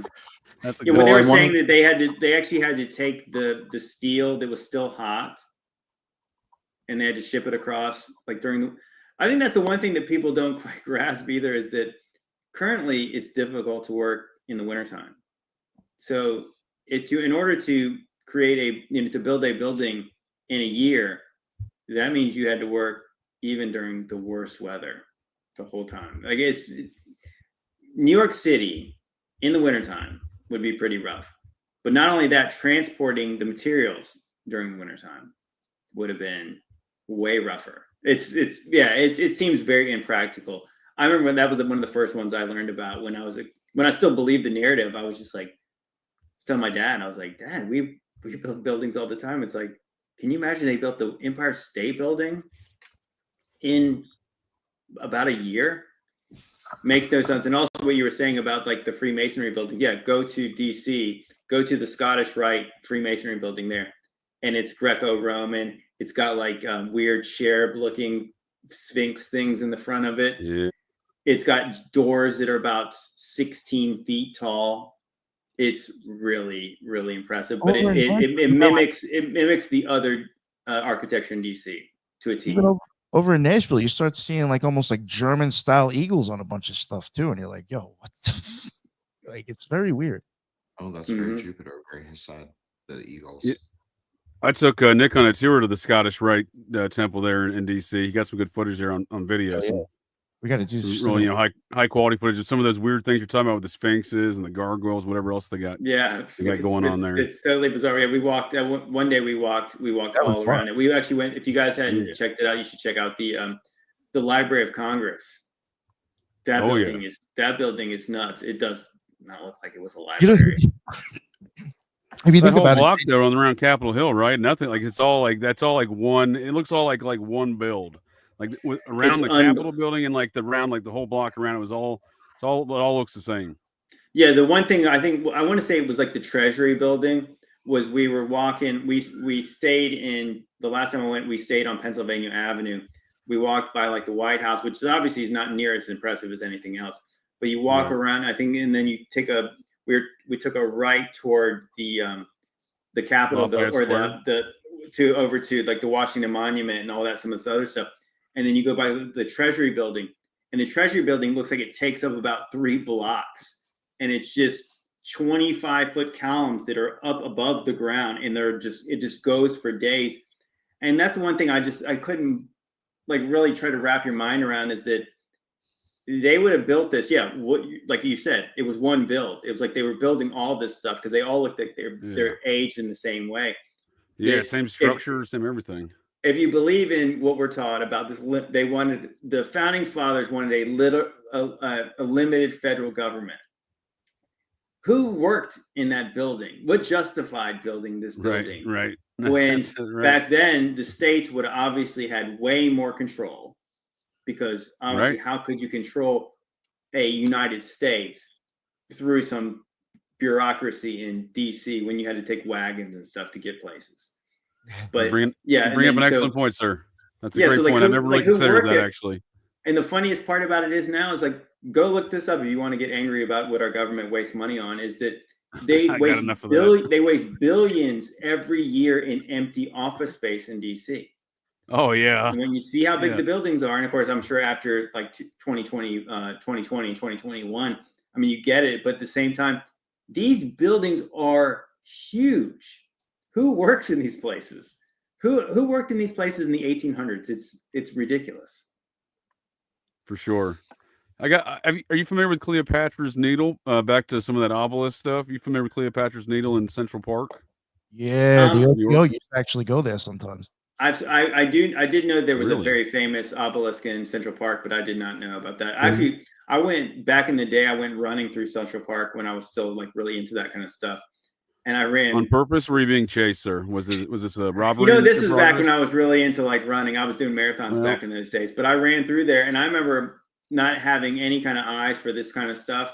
But I remember thinking like, there's some really weird old stuff in Central Park. It was like a maze of just like, who knows what's in there. Yeah. It's a very fascinating place. Pretty unbelievable place. Yeah. Well, next time you're there, you and hopefully not being chased by anybody, because it is Central Park and it is New York City. It's not always a safe place there. I'm a bootleg New Yorker. Nick's actually a New Yorker, but I used to just go there a lot. But Cleopatra's Needle is fascinating, and the idea you present that thing's always been here, and it's not from the 15th century BC from Heliopolis, Egypt, and the Vanderbilts did not put it on a giant ship in the 1860s and bring it to America. That makes a lot of sense, because this thing is huge. It's so impractical, like how you'd ever move stuff like that, and the way that they would have moved them. Yeah, they supposedly put it on a ship from Egypt and brought it to New York City. They brought the other one to London. And they supposedly were at the entrance to Heliopolis, the ancient city, magical city there in ancient Egypt. What's kind of funny too is like you really think about like the short histories of like what the West knows about Egypt. It's really recent, actually, if you really think about it. It was funny. I was, of course, me being me. My wife, his family lives kind of near like Monticello, and so we went to go visit Jefferson's estate. And of course, they had some kind of a pyramid thing in there. And I said, "Oh, did Thomas Jefferson?" I asked the guide, "Did he ever go to Egypt? Why was he so fascinated with Egypt?" And it's like, yeah. And of course, like they have no answers to that kind of stuff. But yeah, it's like that. What we're told is that a lot of things we know about ancient Egypt is because of what Napoleon and the French later discovered after that. That's really recent, So to think like why would there so many American people be so fascinated with ancient Egypt and obelisks and stuff like that? For sure. Without all the knowledge we have about it now. I mean, obviously, knowing that they're connected with secret societies, that they already knew more about it than we were ever told, or we're still told. That makes sense. But yeah, like practically, it's like just because you're Egypt's cool man, let's go, carry an obelisk around the world is insane. A 200-ton obelisk. Yeah. What ship is carrying that in one piece? No, I mean, even just think about like trying to move something practically without ruining it. Yeah. I don't buy it. Right? Makes no sense, right? Thank Anderson Cooper's grandfather for that fairy tale. Forefather. Yeah, he was a Vanderbilt, right? Yeah, it's one of his forefathers was allegedly responsible for this move of this needle. They've always got such a great story. Right. Right. They could come up with speaking of- something better. Right. Right. So they got to build their own Camelot. Well, I think the funny part about, I think what a lot of things that we've done, and probably everybody in this live stream knows, is that when this stuff is real disconnected, right? When you only know little pieces of this story, it really doesn't make sense, and it doesn't seem like, well, why would they lie about that? It's kind of like that. If you saw this building that's in your town, it's like, well, that's pretty impressive. They built it, but they built it somehow. It's there. But then when you stack all the other things upon each other, and like as we all kind of like get together and flesh these things out, the more it's like this stuff is everywhere.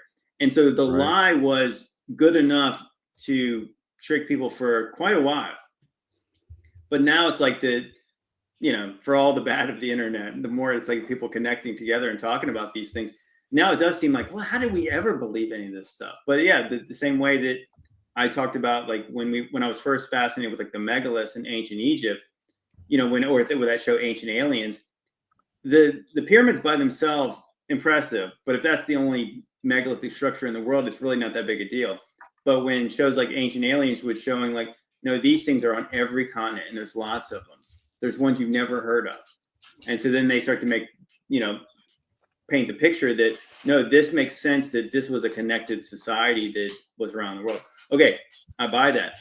And then so if you see one Greco-Roman thing in your town, not a big deal. But you find out there's Greco-Roman things in every town and all around the whole world. The places they don't belong, the poorest countries in the whole world have them. Places like China and Japan have them. India have them. It's everywhere. And so I think that's kind of the thing that we've all kind of like with all the combined research, it starts to fit. But yeah, you might know as a New Yorker that there's an obelisk in Central Park. Yeah.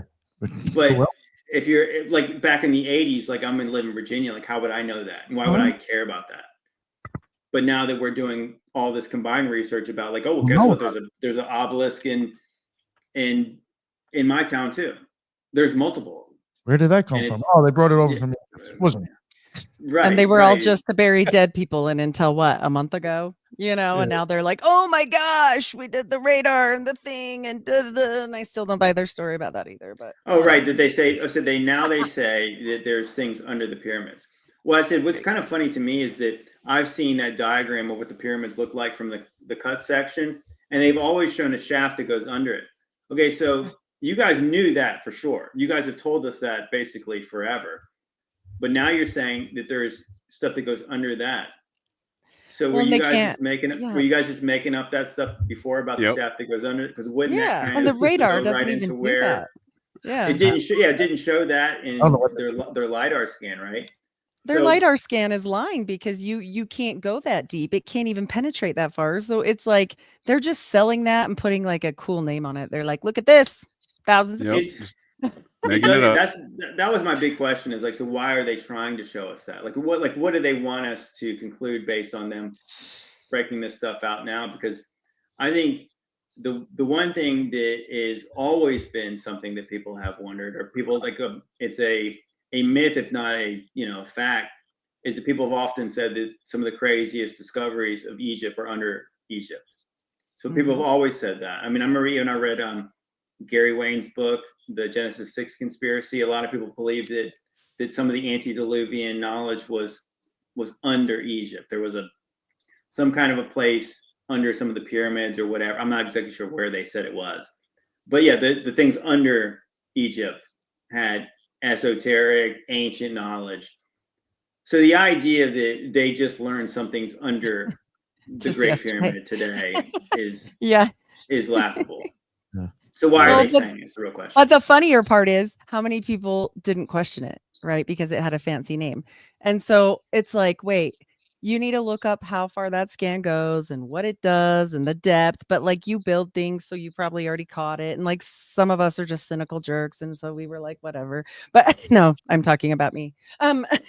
And I just think it's funny that they're, like you said, all this disclosure is happening at the same time, right? It's that, Yeah. it's JFK, it's this, it's that. Oh, They're yeah. just chucking. Yeah, it was like steam literally like at the us. same week, right? They were releasing the Yes. JFK stuff as that.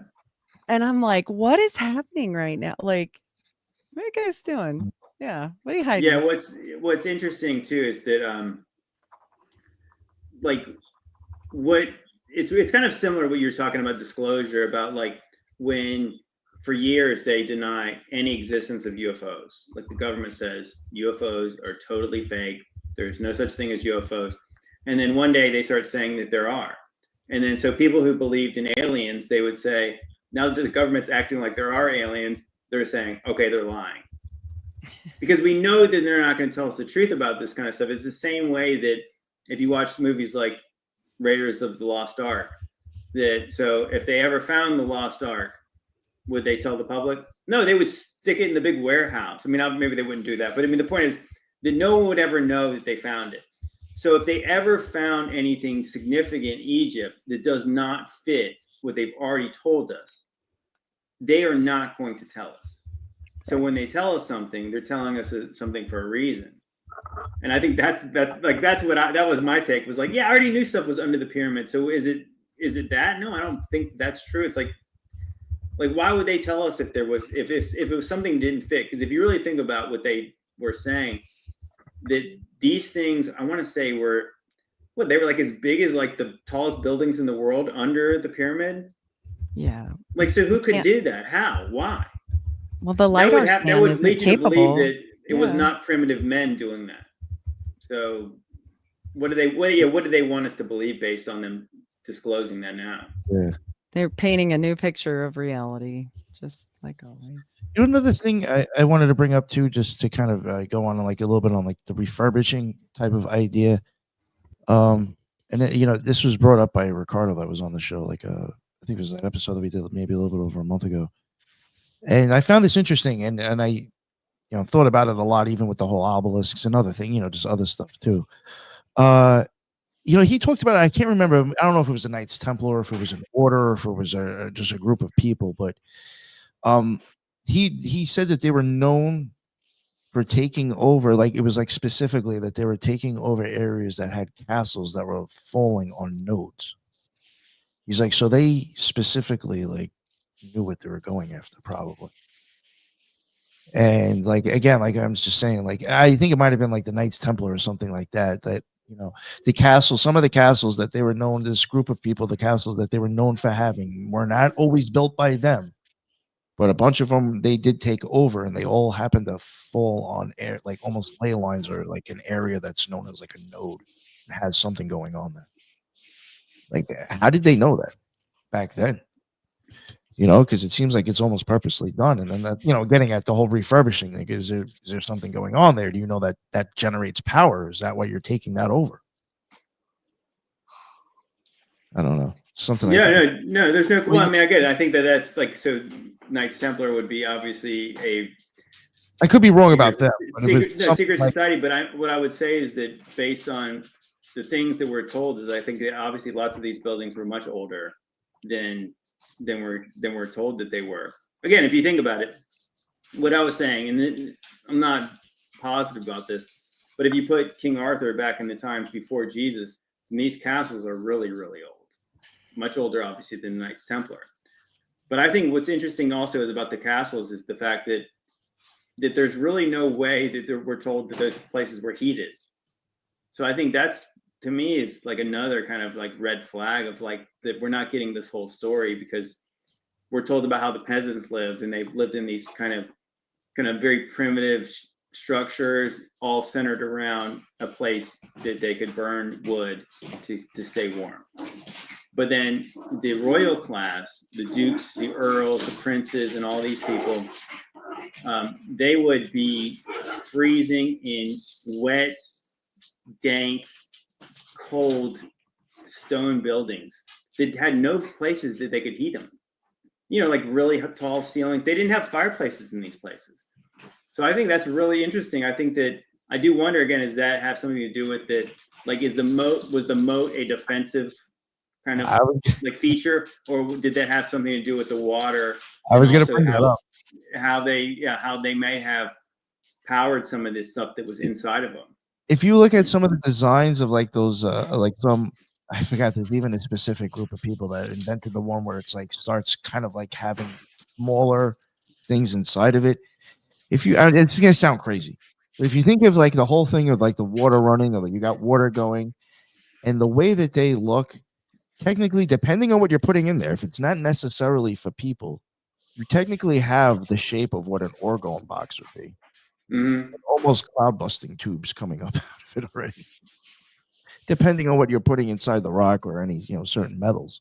But it already is in the shape. Like to build an orgone box, you just need to start putting like wood or organic material in between all those layers of rock and metal, and you're going to start producing orgone eventually, probably. Well, I know that's speaking not of wild, but they do look a little bit like that. sorry, Nick. Go ahead.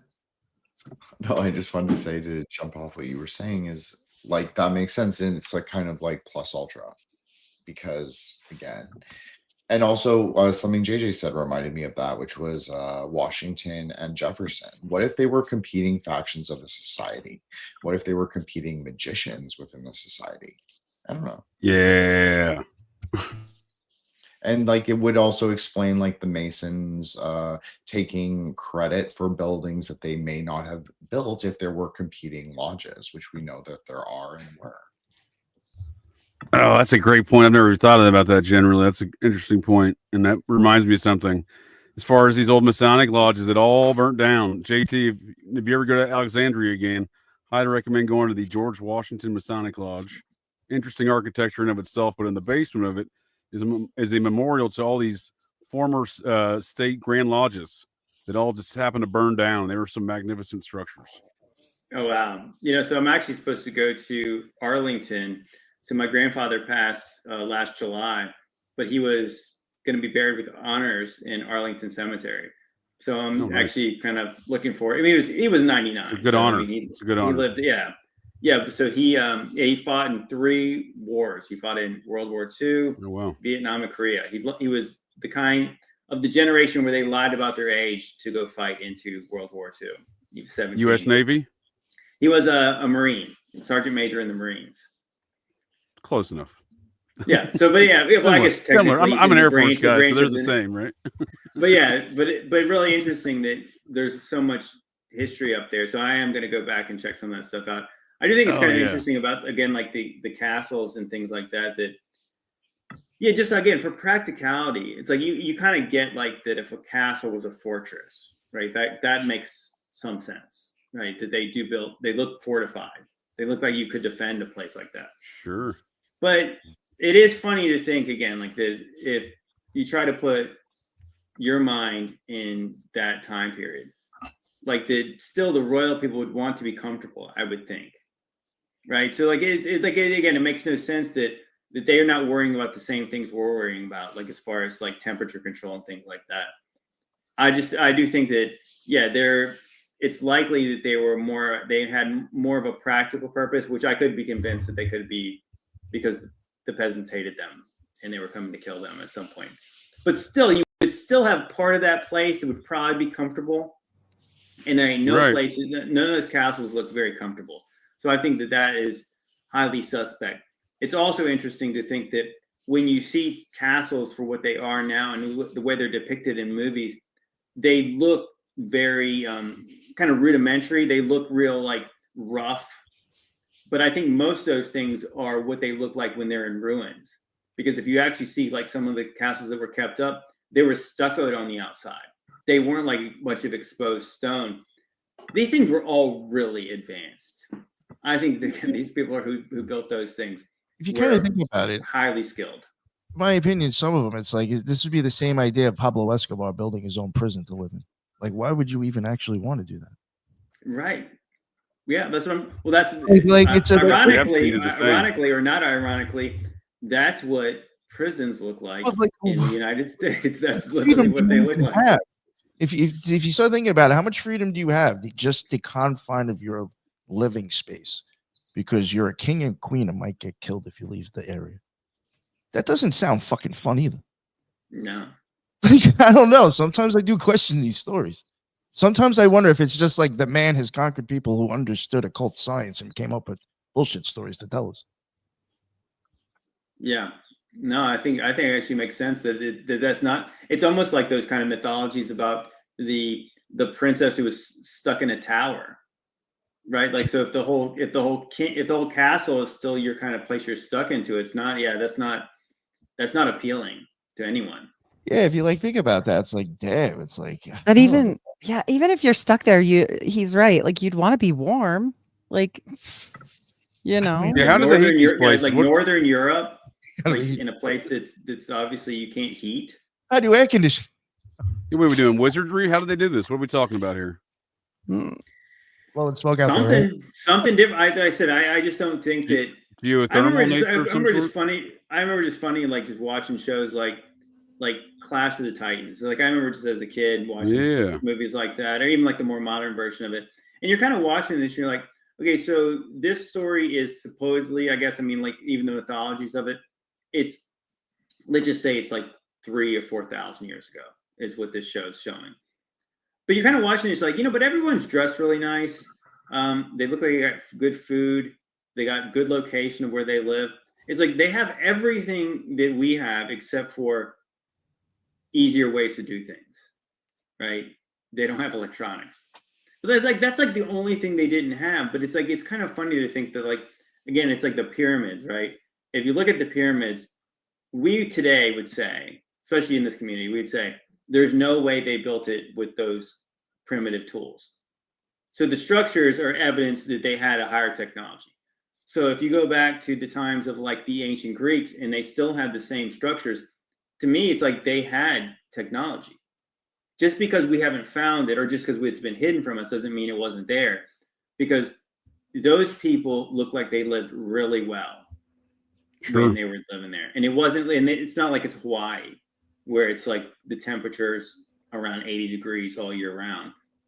Unless of course, I guess we could be wrong about everything, and maybe the climate was different in a lot of these places all year round, where maybe it was not as drastic as it is where you have the high swings in temperature. Because otherwise, yeah, open air places make sense. I mean, obviously I've traveled a little bit. I've been to Costa Rica, and lots of those places are just open air. They don't have air conditioning, and it's like you need something to keep. You need a roof over your head when it rains. But other than that, you can just live open air. And so, yeah, I don't know. I mean, it just seems like to me that these people being very advanced, the only thing that we're told they didn't have easy ways to build things, but they still built them. So that makes you think that they were actually more smart than less. I agree. I think we've gotten a lot dumber over the years. What are your thoughts on Coral Castle? I think Coral Castle, I think it looks like, I mean, I just think the story's not true. I don't think that this guy was using magic to make these things. I think it looks like he was probably stacking things that were, or maybe he was rearranging things that were already there. Okay. I mean, one guy doing it. You're saying maybe. I don't know. Again, like, was some of the stuff already there? It looks really old. Some of the stuff. It's like, what about the logistics of him bringing all that stuff in? I don't know. I don't know if he used. I've wondered the same. I'm not sure the backstory too much, but you bring in some good points up. That is well. It's like if you read the backstory, it's like there's really not much of a backstory. It's kind of just like these kind of these accounts of like one guy said he heard weird things happening in the middle of the night, and his other person said like, well, it was there, so this guy built it. It's all this stuff that happens in a time period where all the funny business is happening, and I think the Coral Castle is just. It is interesting, though. Yeah, I do think I have wondered about that, maybe in the same way that you're thinking that. I do think that maybe the architecture, there's something up with it, and what it's made out of, there's something up with it. But like he did move it from one spot to the next. So I do wonder, like, was it something that was already done and used to be operational, and you realized if it just got moved over a little bit, it would work? I don't know, maybe something like that too. And he brought the rocks there, right? Or were they already there? Was this standing? Are some of these already standing dolmen type of things, or what are we talking here? I'm pretty sure he had like it was parts of it was there and he moved it, Okay. or like he even moved the whole thing at one point. Seems like a mystical place, whatever went on there. However, these things assemble themselves. Something weird. I mean, it was probably really old. Whatever that was really old. And I think that maybe, that could be part of the story. It's just like a lot of these other stories is that this guy did some work there. Did he quote unquote build it, or did he kind of polish it up? Did he fix up something and stuff that was already there? It's kind of funny, even like when you see like Stonehenge, and then you see old pictures of it and it's all knocked down, or you see like pictures of them fixing stuff in Egypt. It's like, do we really know what these places look like before we know what they look like now? It's like, so if somebody kind of just could they rearrange something that was already there versus was it built in the way that we're told it was built? That's my real question. As I said, it kind of fits is that the timeline says somebody found something and they fixed it up, and that's when they built it. Mm-hmm. That's kind of what I was getting at earlier with like the whole thing of not knowing anything when you didn't have technology. Mm-hmm. How would you know? Like, how would we know if they were lying? Yeah, but one thing I will give Coral Castle, I guess, in defense, but I guess maybe it could just be maybe he was better at it than the other people. When they took the door apart, it doesn't work anymore. So I mean, obviously, the guy who put it together did a better job than them because it did work when he did it. Mm-hmm. What's up with that? At least I found that interesting. Again, who knows though? I do wonder though. I wonder a lot about that place. Yeah, we just had it was called Reject was just there too last week. Took some photos and stuff. Video, pretty wild place. Was there anything else you guys wanted to talk about? It's already over 2 hours. I didn't realize how fast that went. Bye. I guess we could probably wrap it up here. I guess if you guys great combo. I really appreciate your time, JT. Me too. Yeah, this was fun. Yeah, appreciate you guys having me. You guys being so welcoming. Yeah, thank you. Yeah, no, of course. Yeah, no, great. This is great. Thank you very much. Yeah, we already got Heidi's and Fred and JJ Vance's stuff in the bottom, and since it's already late enough, we'll wrap this up real quick. But JT, please let everybody know where they can find your stuff again. Yeah, obviously, you guys watching on YouTube, you can follow me at JT Follows JC at YouTube. I'm over on Instagram. I'm over on TikTok, that same handle. Once again, on Facebook, it's Joe Telford. That's my actual name. But yeah, if you want to check me out, check out some of the stuff we're talking about. Obviously, you get more information about it. You can definitely look up me on either Spotify or Apple Podcasts. You can find stuff, all the audio stuff. But typically, the stuff I put that I can put on YouTube will be on YouTube. And then, of course, the stuff that gets too spicy, sometimes I'll have to put that on other places. But yeah, JT Follows JC. If you look that up, you can pretty much find me on everything. Awesome. Thank you very much. Again, that was an awesome conversation. Time flew by, and I really appreciated it. And awesome stuff from the chat as well. Thank you, everybody who jumped in and checked it out. We had a lot of people watching. That's what's up. I appreciated everybody's comments and stuff. That's why we do it. And that is the end of another Occult Rejects. And until the next one, everybody be well.